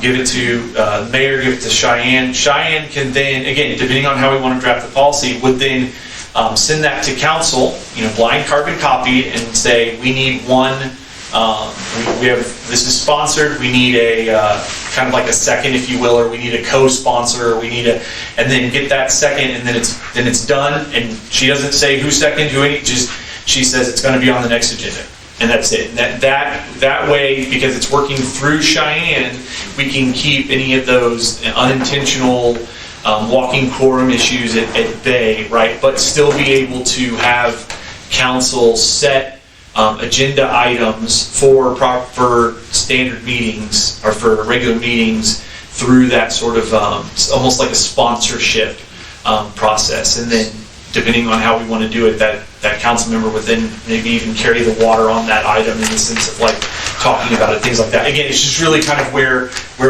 want to fully go with that. But at the basic level, it's all I'm really going to bring next month on this item is agenda setting. We can expand other items, other discussion items, deliberation, how to, all that stuff. But right now, I think it's just really the focus is agenda setting and then go from there. So do you suggest that we actually create a policy so that when we do agenda setting, we actually just carry it all the way and get it done? I don't have a problem with that from the standpoint of if it's going to be a policy that the council proposes, second, pass, whatever, and it's a two-person request, what actually you're proposing is a process to accomplish that, going through the city secretary. So honestly, we'd have to get that process down and put it on some piece of paper somewhere. Right, and that would be what the adopted policy is. Okay. Is it would capture that process, or at least capture sort of the heavy wickets of it, and then the procedure could be refined exactly how that's sent. Because again, I don't want any council members emailing each other. Right, that's the key is not having those potential walking quorum issues. And so, can you take that as an action item? Yeah, to draft that policy. Yes. Okay. Yes. Does that satisfy your request? Yes. Okay. I just feel like it will help keep things moving quicker through the whole process of us trying to get things done at the city. I agree. Jack said it better. Okay, anything else? Do you need a second on that? No, it's not even a motion, it's a request to have a policy created. So, and again, It's an action item. right now, it's not a formal motion. You can make it a formal motion and take the second, take the vote. But or when are we expecting you to bring that back? Not on 6/16? You said something about next month, because you're not going to be... Next meeting. Okay. Sorry. I'm thinking, I'm used to seeing y'all once a month. Right. It threw me off. So we don't need to make a motion for the policy to be written, we'll just make a motion when the policy is written and decide if we love it or not. Correct. We'll have to adopt the policy as a properly posted agenda item, absolutely. Okay. Yes, and then we can discuss it then. And as I mentioned, we'll see if there's any more before I get to my report. Justin, you're it. Nothing to report at this time. Bill? Yes, so fortunately y'all picked a very busy month for me, but I have the blessing of traveling a lot this June. I will have another attorney present, Jeff. He's worked with the city before on a couple of items He'll be present on the 16th because I will actually be in the Kerrville, Texas area rebuilding homes that were damaged in that flash flood. The week before that, I'll be in Mississippi doing Army stuff. So I will be out of Hyde quite a bit in the month, in the month of June. So I will have an away message. I am still available to some degree, kind of try to touch base on the evenings, but just, and you'll see if you email me, I'll have contacts within the office on who you can reach out to if there's any specific items. But I'll, of course, have him prepared for the June 16th meeting, and we can go from there. And hopefully you don't like him better than me. Or maybe you do, and that'll be okay too. I can't wait to meet this guy. Yeah, hey, if you love him, that's great. We need more work for him, so no, I'm kidding. He must be a rookie, we don't. No, he's not at all. He came from the city of Houston, he's very, very smart. Oh, good. Okay, Cheyenne, it's your turn. All I have is that starting at 5:15 in the morning, I will be out of town in training, and I will not be back until Monday. My email, if anybody needs anything, is cgram@simontontexas.gov. I will, as soon as I'm out of class, I'll be responsive via email. You can also call City Hall and leave a voicemail if you need something. It'll go directly to one of our info box emails, and I'll be able to reach out to you after the training is over. I don't think, and maybe you can speak to this, I don't think the office is going to be open. For all intents and purposes, it's closed. If there's an emergency, I'll be yeah. coming in, and they have numbers to call, and so, yeah, for all intents and purposes, the office is closed. Okay. Not there. Because no one can get a permit, no one can get Right. any much, and maybe when I'm fully trained, yes, I'll open the office in situations like this. Anywho, you can call or send me an email if you really need something. I'll get back to you as soon as possible. Other than that, I will be back on Monday morning. So explain what you're doing with the training, because you have a goal, and I think council should hear what you're doing and what you're trying to achieve. So with the municipal clerk's certification, there's certain requirements that you have to meet. You have to have 8 seminars, and you have to have been a TMCA member for 3 years. Starting when I did put me in sort of a unique position, because they do like calendar years, but I paid my dues for the year of 2025. When I came in August or September, I paid this year, and then in January will be my 3rd year of payment. So if I can complete all of my seminars and all of my modules by January, I'll actually be able to graduate in January of 2027. I don't know if I'm going to be able to make that happen, but that's why I'm going to so many trainings right now, because I'm really trying to get it complete as fast as I can. Right now I'm on the 3rd there's 4 modules, I'm on the 3rd module, and like there's 4 sub-modules in each one, I think on the 3rd one. And so I've been pushing really hard to get those completed. And so that is essentially my plan right now, is to graduate the TMCA course in January of next year. Good luck with that. Thank you. And by the way, I need to mention the cost, right? That we had a training budget that I think last year might have been even reduced a little bit. I used some, and so we're watching closely the amount of money that she's going to spend, and if we have to, we'll come back and present There is council. most likely going to need to be an adjustment. Or an amendment. So I guess I'm pre-warning you. If we make it to budget time, then we can take care of it. Okay? You done? Yes. Keep Simonton beautiful. We have our next meeting this Thursday, 6 p.m. here, if anybody wants to join, or listen in, whatever. We will be discussing the 250-year birthday. So any of you that are on the 250 committee, we welcome you to come, if you can. Yeah, it's supposed to be. I got a question from KSB. You brought it up to cover those transformers. Did that go anywhere, like Fulcher did? Well, I didn't pursue it because I'm pretty sure once construction takes place on that corner, that will be no more because it's AT&T. and there are no more landlines being put out. So those are electrical boxes. AT&T? Yes, so in full Lori and I talked about this, those are actually light boxes. Okay. And these are AT&T landlines, and I didn't want to waste the money because they're gonna be tore out, I'm pretty sure. I just thought you'd put a target on it. Well, we can do that. I like the idea of it. I love it, but it makes, yeah, I just dropped it. Okay. Next item, if we're done with council reports, is EDC A and B. EDC A and B.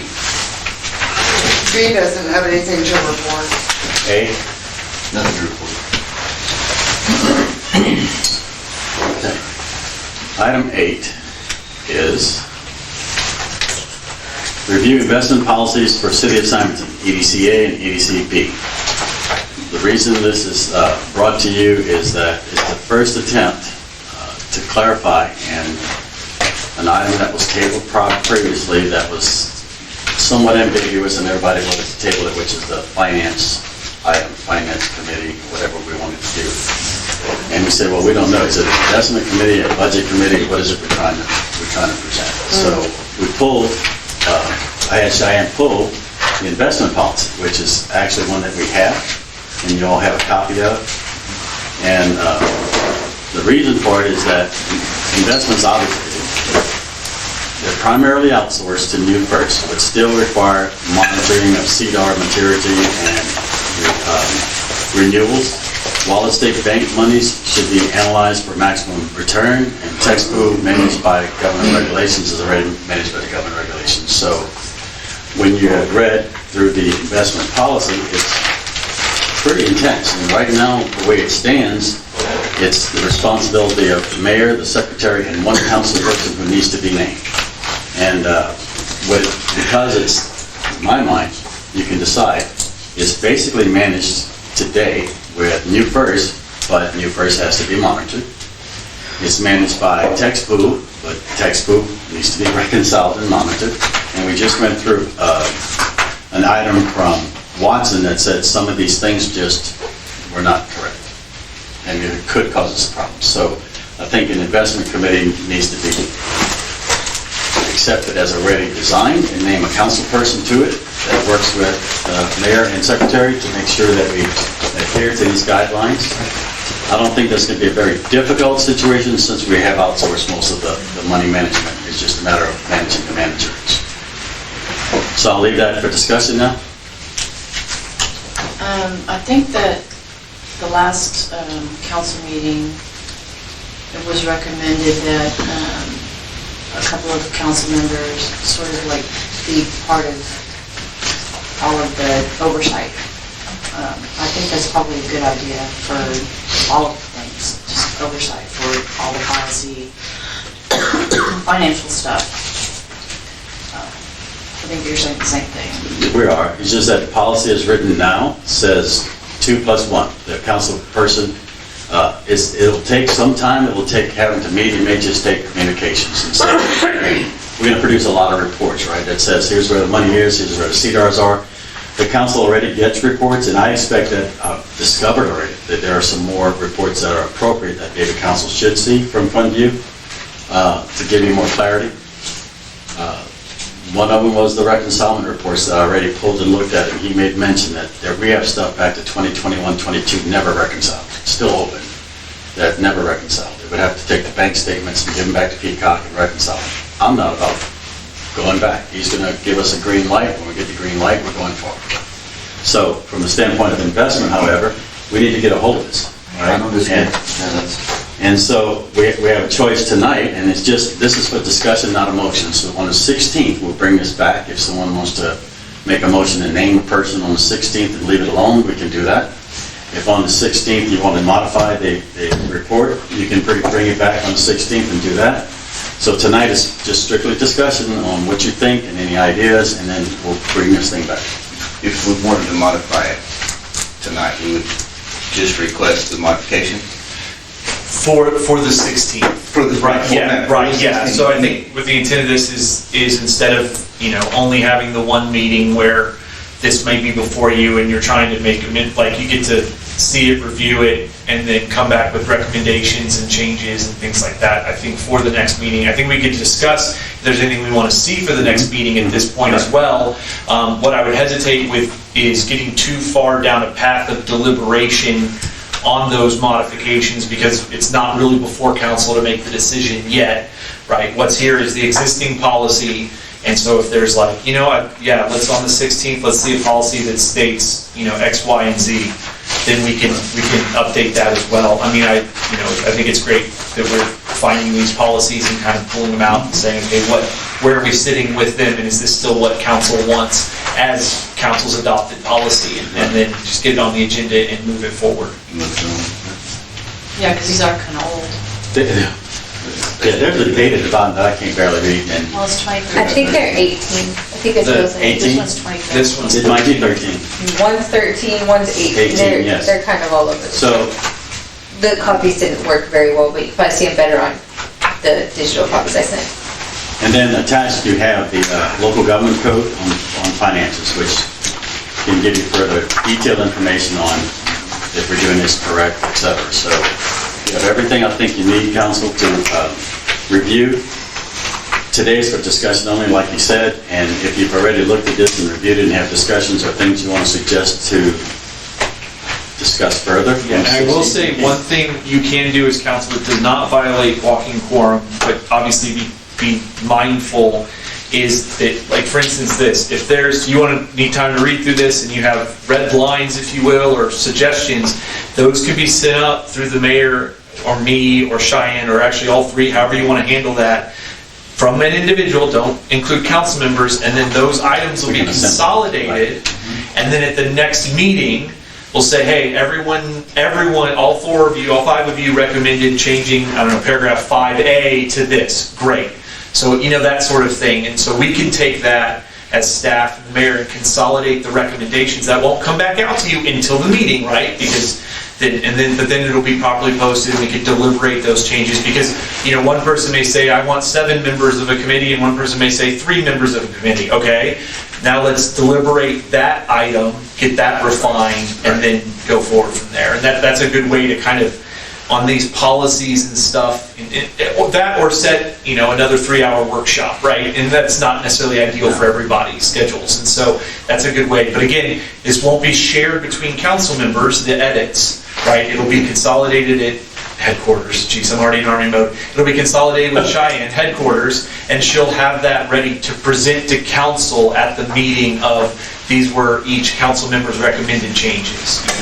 That's So what the next meeting, we could accept or take a motion on it to accept it with the changes. With the following changes, right? It's a little messier Right. that way, which is fine. We can Right. take those type of actions from those meetings, and like, I accept, this policy with the following amendments A, B, and C. And then more than likely what we would do, just from a procedure, my recommendation is then at the next council meeting on consent would be that clean copy, if you will, not really for adoption again, but just that way, you can see, okay, good, yeah, all those changes were made, we're happy with this, let's keep going. We don't need to, deliberate on it again, we just consent, yes, that's the policy, move on. And that way it comes back with the clean, because it might come back and you're like, I said A, B, and C, you missed C, because, human error, right? And so things like that. So it's a good way for procedurally to get edits and updates to things like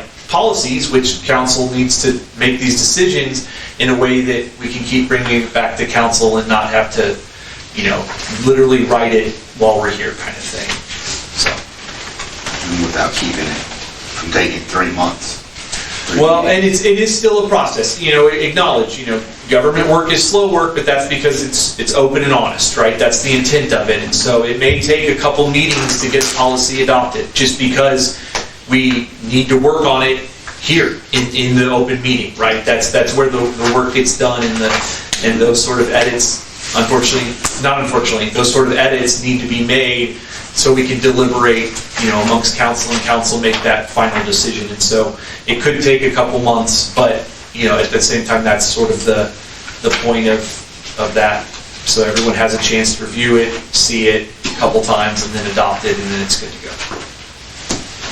So one of the reasons we had this meeting, and I'll put it this way, is because I think council does need time. And these things are very, very important to all of us, that we get it right, and council is the decisioning factor. So by presenting you what we find that has need to be reworked, attention, this is one of the first ones. You will be getting more as we go through this massive policy manual and look at things that we have issues or are talked about, and we'll bring them back to you and clarify and move on. And if it does take 2 months, look, it's been years. 13? Yeah, I think we can take 2 months to fix it.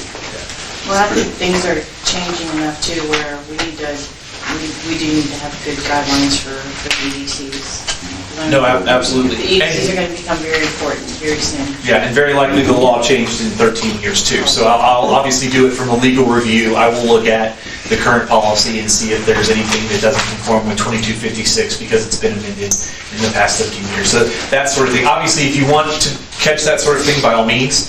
I'll never turn down, extra help, but I'll look at it from that standpoint. But it's more of, how does council want these policies to go? Investment's a little less because it's kind of driven by 2256, but some other policies are more council discretion.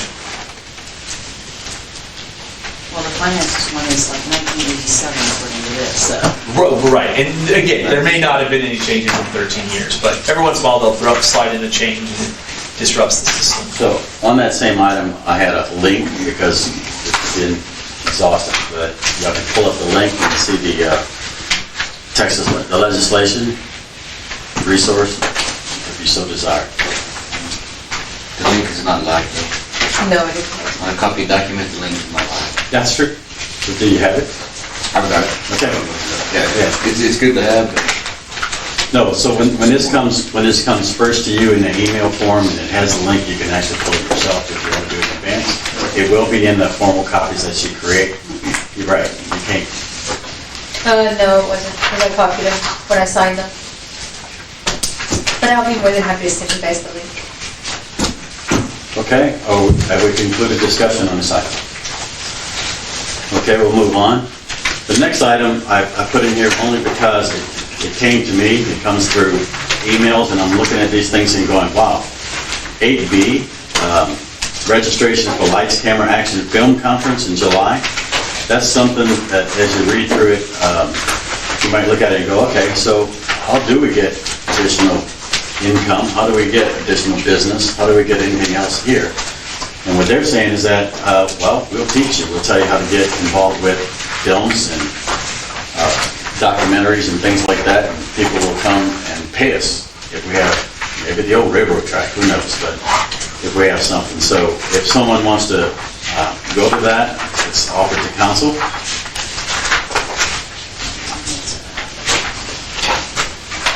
Council doesn't. I'll go. That sounds cool. So I don't know if y'all want to discuss it or not. It was more of just giving you information. Item C, I produced item C for everyone because if I remember correctly, July, there are things that have to happen in EDCs to rename some people, 2 come off, 3 go on. Obviously, Kelly and Justin have done this, and so they know what needs to be done. I think it's in July. Kelly, if you want to correct me, that's fine, but I wanted to make sure that you actually have the actual articles of incorporation and for EDC and the bylaws, so if you have new people or whatever, you can put it in their hands and they can certainly study it and understand what you're trying to do, and maybe even why. Any discussion on that? Okay, thank you. It's a grant program. Let me assign to D.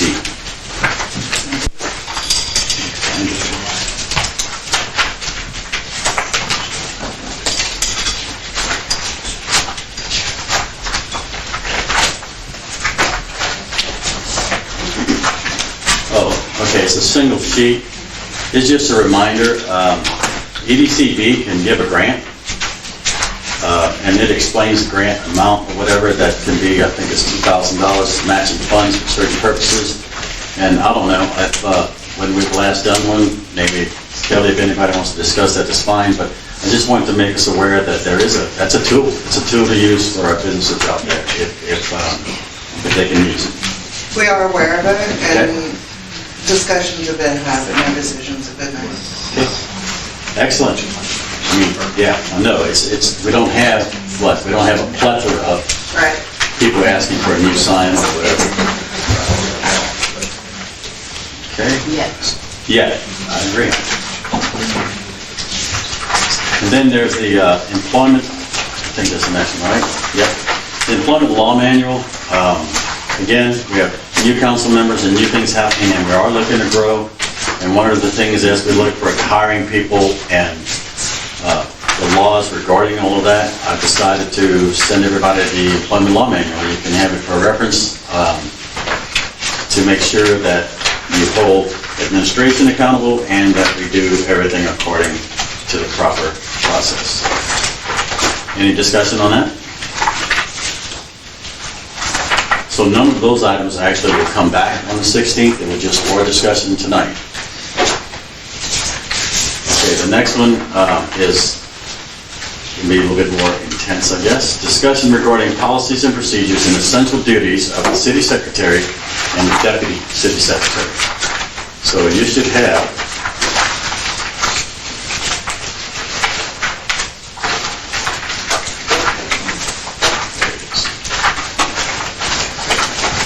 the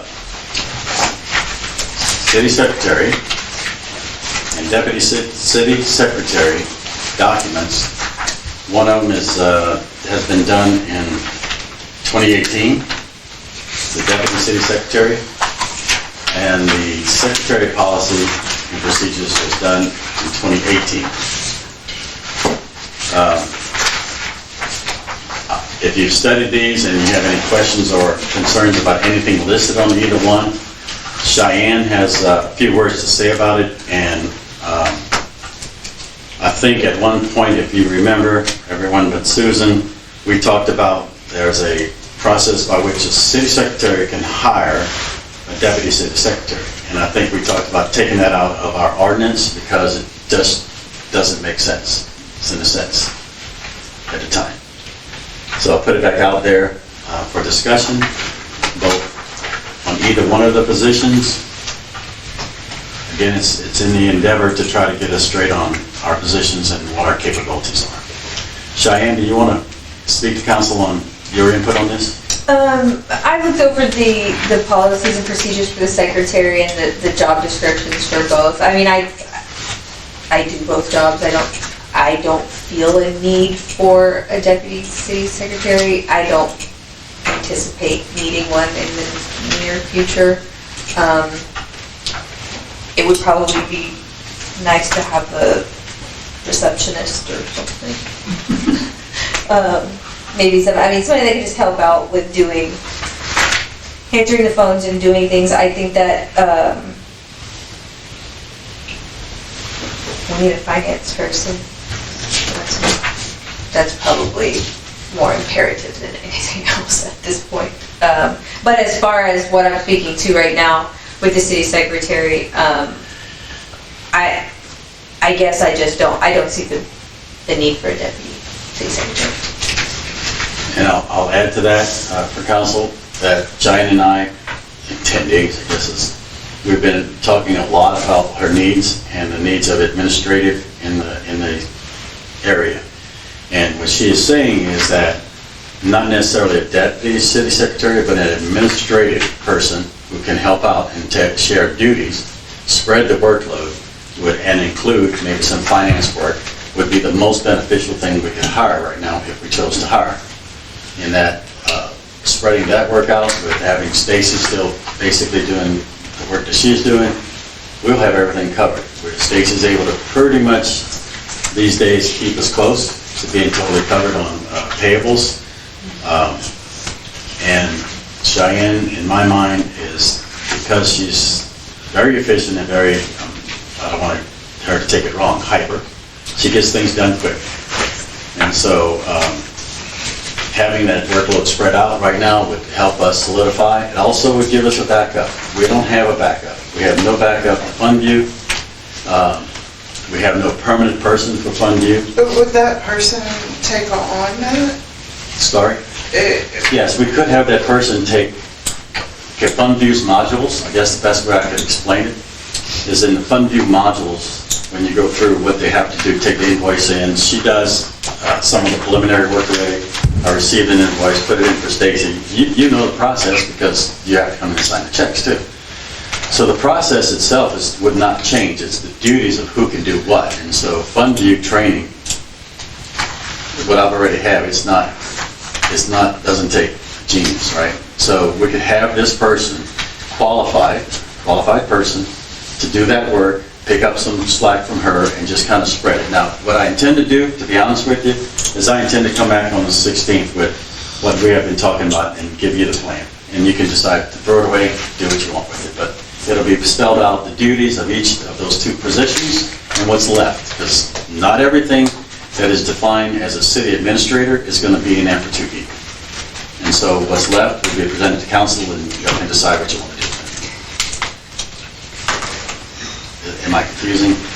So you're trying, and we can't go down too big of a rabbit hole. No, we can't. You're trying to hire somebody else. That's what you're getting at. Actually, council gave me the authority with TFG to go hire an administrator, right? It's an administrator. I know, I'm trying to explain this thing about hiring.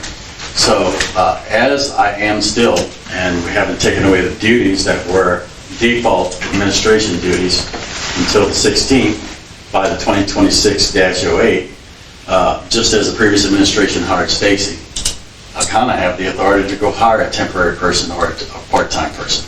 I don't want to do that at all. Absolutely do not want to do that. I want council to be in charge of every hire. Will that ordinance be on the next agenda? Yes, it absolutely will. I have no choice. It has to be there. I said it would be there, it would be there. And all we're doing is saying, okay, you need an option. One administrator, I'll have to be on top of the administrator. The administrator is going to come in here, is going to take weeks to get one person under him doing all of this work and spreading it out. The administrator, in my mind, would come back to you and say, I need another person over there. You alluded a moment ago that you and Cheyenne have been discussing this. So maybe, and you're not ready to present what y'all have discussed until next week. Till the 16th. It has to be on the Yeah, agenda. I'm sorry. Right, on the 16th. The 16th. So I think maybe we should hold off on any discussion until we see that. Okay. I mean, because right now, red flags are going off in my head. Absolutely. And I don't want a repeat of what we had just, 8 months ago?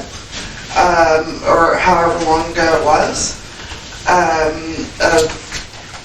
A temp that was here and went through the modules and ended up causing a disaster for us. I don't want to go through that again. So those are the red flags. Absolutely. I just want you to know where I'm coming from. I totally appreciate it. Matter of fact, I respect you saying that because that's why I'm looking for a FTE, not a part-time invoice person, whatever. It has to be a quality person. It has to be a quality person who's looking for longer-term employment. Okay. Now, are you wanting this person over a city administrator? No, so no, please don't assume that at all because you're in control, okay?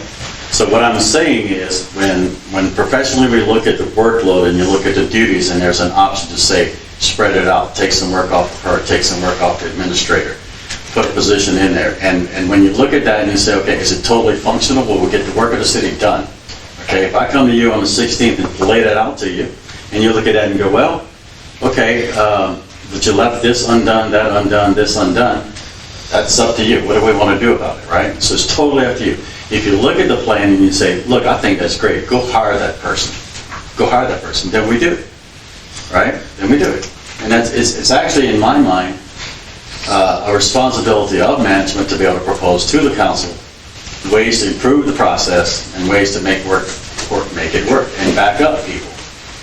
So that's what we're going to do. Cheyenne has been working on it with me, and you'll get the presentation on the 16th. So, just to clarify, Okay? When you ran against the city manager or city administrator, but now you changed your mind after 10 days? Did I say that? Pretty much. No. Your folks did. I did not say that. Okay. What I said is, the hiring of an administrator is totally within the confines of the council, not the mayor. We did an ordinance on that, yes. Ordinance or not, that is where it should be, and I've never fought that, by the way. People have a misunderstanding of when I was out there going, whatever I was doing as a council person, and talking about hiring, it was only in defense of the council having the privilege, not the mayor. That's all I've ever done. And so, in fact, I want the responsibility to be the council. I always have. If you go back and listen to watch, that's what I have always said. So the 2026-08, I have absolutely no issue with, except it's attempting to take further capabilities away from administration that I think they should have. And so, that's all. But that'll be, We're not going to discuss yeah, that, that's right. yeah, Thank you. Sorry. We're not going Far into too much that down other area. deliberation on items not on the agenda. And you cut me off if you need to, but I do have a question. Would it maybe behoove us more to hire that city admin to help pick up the slack as opposed to hiring two people? So, I think you that- said administrator? The city admin. Okay, so, am I going down that? Yeah, I think that's what we need as the agenda item for next month is who we're gonna hire, what we're gonna hire. If we're gonna break it into 2 job duty descriptions, if we're gonna keep it 1 and hire full-time, if we're gonna try to still go through that contract, that contract agreement to get the, where they technically a temp, that they have to come through and that sort of, however, just, I think the idea is to bring it back to council and say, here's a plan, here's some options, let's make sure now, new council, 5 members. Your options. What do you want to do? Right. Here it is, you have the authority to appoint a administrator, city administrator per the code, so how are we gonna, here are all the tasks, right, 1 to N of everything that needs to get done for the city. How are we gonna, crack that egg? How are we gonna make that omelet? Is it 1 person that can do it all? And we call that the city administrator? Is it 2 people and one of those is the city administrator and one of them is the admin assistant? But I think that's the idea, is to present a proposal of plans to council to fill these needs of city staff, or of responsibilities of the city, and how are we going to staff it? Is that a sufficient Okay. summary? And should any of you want to come one-on-one only to me, I can explain further the position of administrator and the plan anytime you're like, anytime. So as we develop this, what we call a personnel plan, let's just call it a personnel plan. It's all yours. Administrator, Versus, a city admin? okay, it's called. Yeah. Well, it's a great item to discuss on the 16th. 16, right? An admin assistant versus a city admin. Yes, yes, Correct? yes. Yes. Yeah, I think that's. Those words work. Okay. Absolutely. And that's why we tied it to it. So basically a deputy secretary. No. An assistant of sorts, they wouldn't have anything to do with record keeping or anything. But just define what those Yeah. duties are, because right now, the city has a 2018, I guess it's updated, but a 2015 deputy city secretary job description that obviously isn't filled. That role's not filled. I don't think it was even budgeted. So some of those roles, do those need to roll into this new potential position, things like that? And again, that's the deliberation on figuring out exactly how to capture all the functions that need to happen in this city. Well, I think taking time to actually listen to Cheyenne, because she's here every day doing all the roles that she can, into what she thinks is most needed in the city, I think is very beneficial for us to help make educated decisions on what roles I think we need to fill. Because she's, like I said, she's the one who's here doing it all every day. I'll prepare something for the 16th. I'll let Jeff know. Yes. Tell them you're loading him up. Be a good meeting for him. He loves HR stuff. Love y'all. Any other discussion on this item? Okay. The last item on 8G is one of security. We talked a little bit about security from the standpoint of records keeping. This particular item is about the keys, codes, and passwords. And when I looked at this one, first time I saw it, I said, okay, so Weston Lakes can still come in? And the truth is that they don't. They used to use our facilities, right? But they're on this document as having a front door, front entrance, Weston Lakes office, etc. So we do need to address and modify this. And in addition, Cheyenne had said that she would better entertain having outside cameras on all four sides from a security standpoint. A lot of times she is the only one here, right?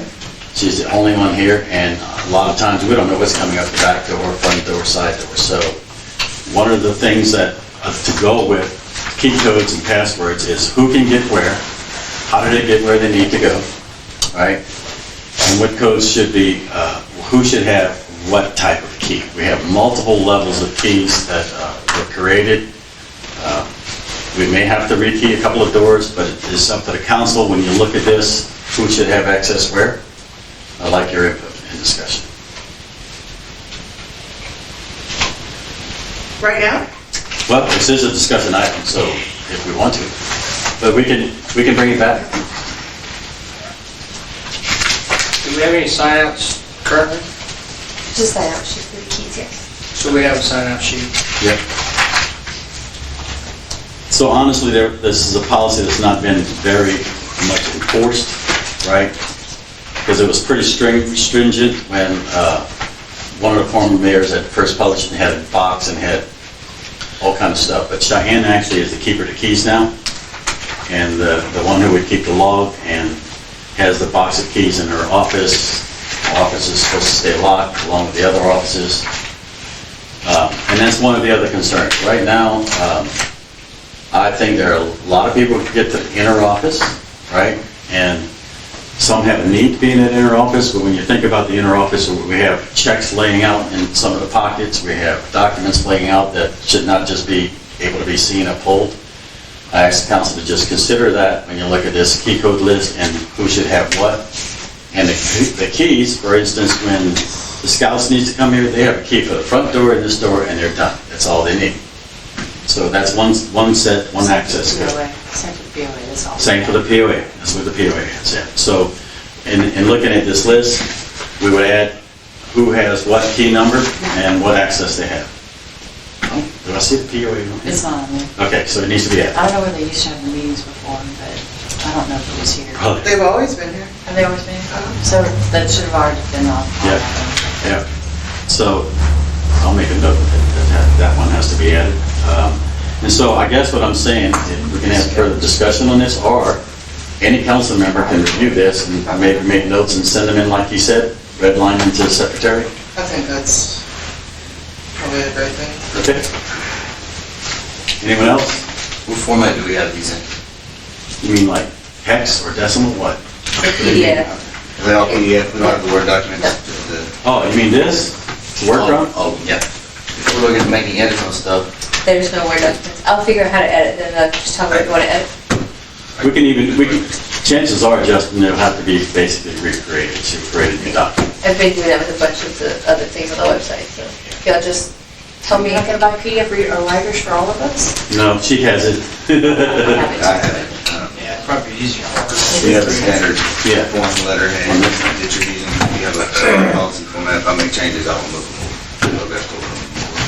But I like the idea of the cameras for security for you. No. You guys, you and the mayor want. Absolutely. There's also, We'll put it on the agenda. yeah, So- with that, there's Two, we can other find a little security quick, but if you things. want to start. I mean, we can talk about it, and I appreciate it, Andy, that it is part of security in general, and we'll actually just could put that on the agenda, and again, it's gonna be the same thing as with our cabinets.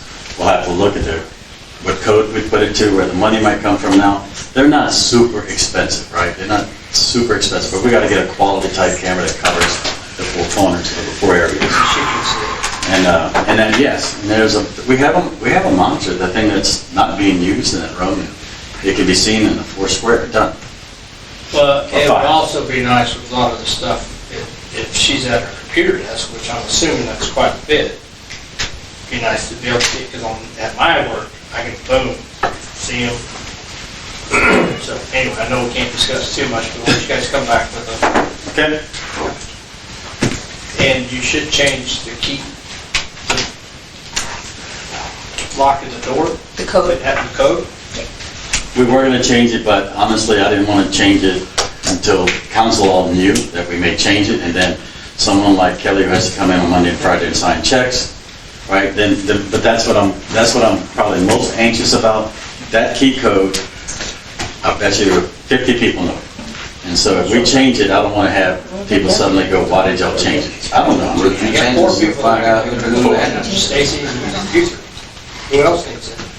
Without knocking. I'm not gonna So anybody anyway, else. I know we don't want to go Yeah, back. and that's exactly the thing to establish on the 16th again. Yeah. Sorry, Bill. Thank you, Bill. I'm actually, sorry, I'm gonna miss that meeting. KSB's not on here, Eric, Excuse me? KSB's not on here. Okay. I'll put it. And neither is the scouts, I don't think, Bill Yeah. pointed out. But that's something else I was getting ready to bring up. I know that last week, I think, you had POA and the Girl Scouts here at the same time. So you had to have one group over there and one group in here. How are we gonna do that? Is there maybe a calendar we need to think about? Absolutely, We talked about this. Yeah. absolutely. It should not occur. That should not occur. Otherwise, more people are gonna need that code. And that should not Put on the occur. city calendar. Yeah, I agree. So scheduling any kind of public event like that should be this room, and only this room. Great. Okay, so, all right. One room, I'm just gonna go one room for a comment on myself.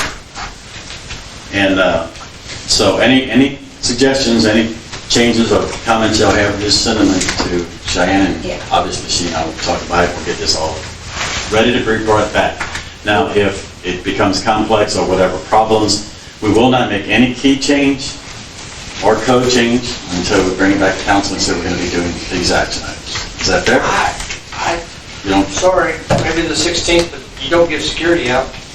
I agree. If I get locked out, I won't call somebody, but I don't have any access, right? So anyway, change the key, then we'll find out who needs something. Okay, and so, all right, got that, Cheyenne? I'm not understanding what you said. Just change the code on there. Change the code. Just see who needs it.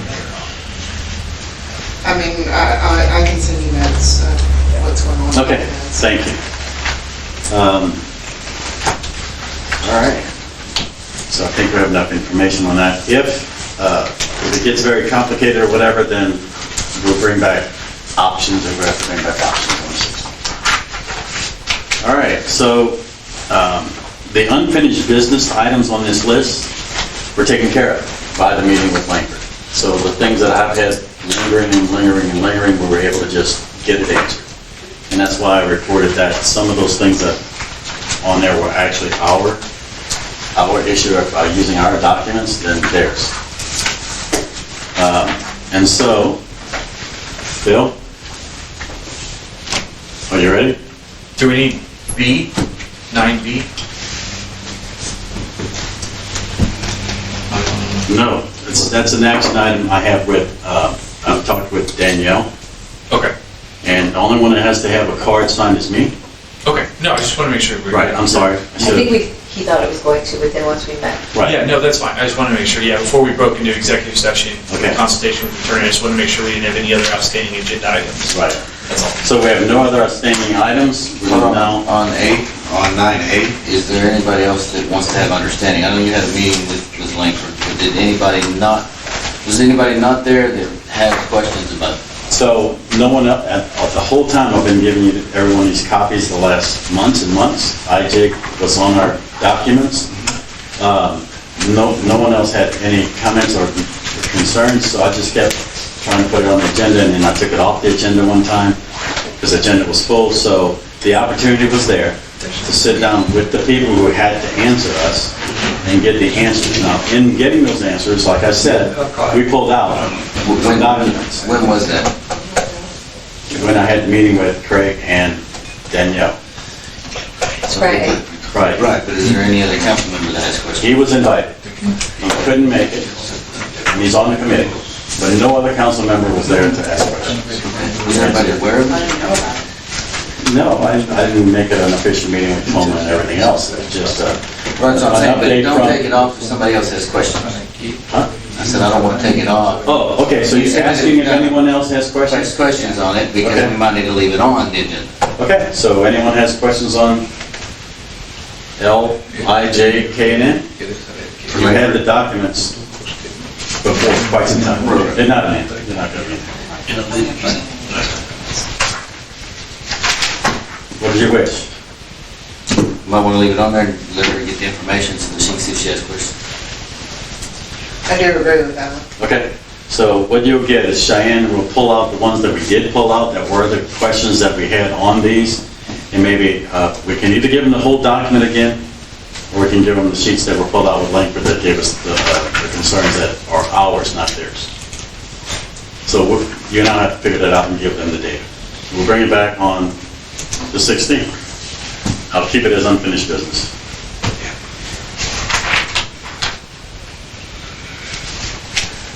Is that good? You good? Yeah.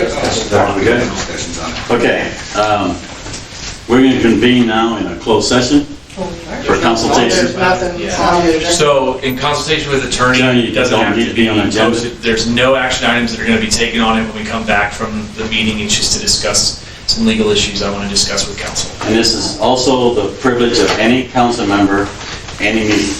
You can call a meeting for consultation with the attorney if you so desire.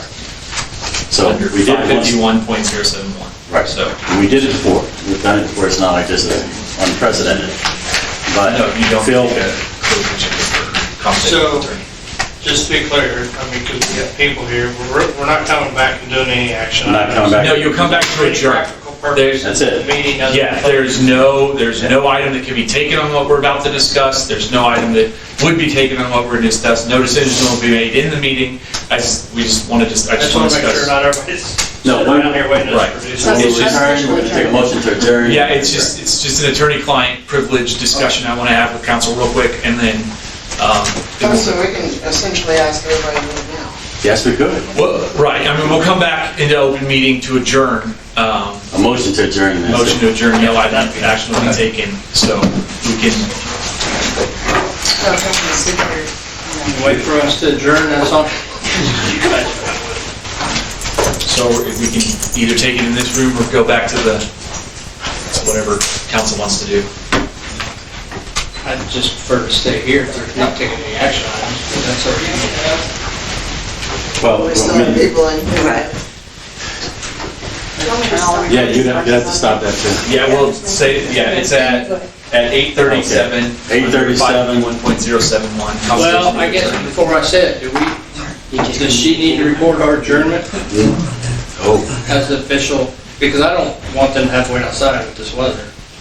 oh. I think- Does Abby need to stay, is what we're saying? No, he should she's stay too. recording. If they're going to record after we come back, they can record after we I come mean, back. we could just go now. Right, we can go now. Back. It probably won't take us long back. No, I just didn't want anybody to have to wait outside. Good point. Sorry. Trip has me here all night. You ready? Lights, camera. Official time is 9:11 p.m. We are reconvening from closed session. There is no action to be taken from closed session. The next item on the agenda is adjournment. Do I have a motion to adjourn? I'll make a motion. Do I have a second? Second? All in favor? Wait, who We made are- the motion? We are adjourned. Thank you. Pick two names. Motion, not second. This-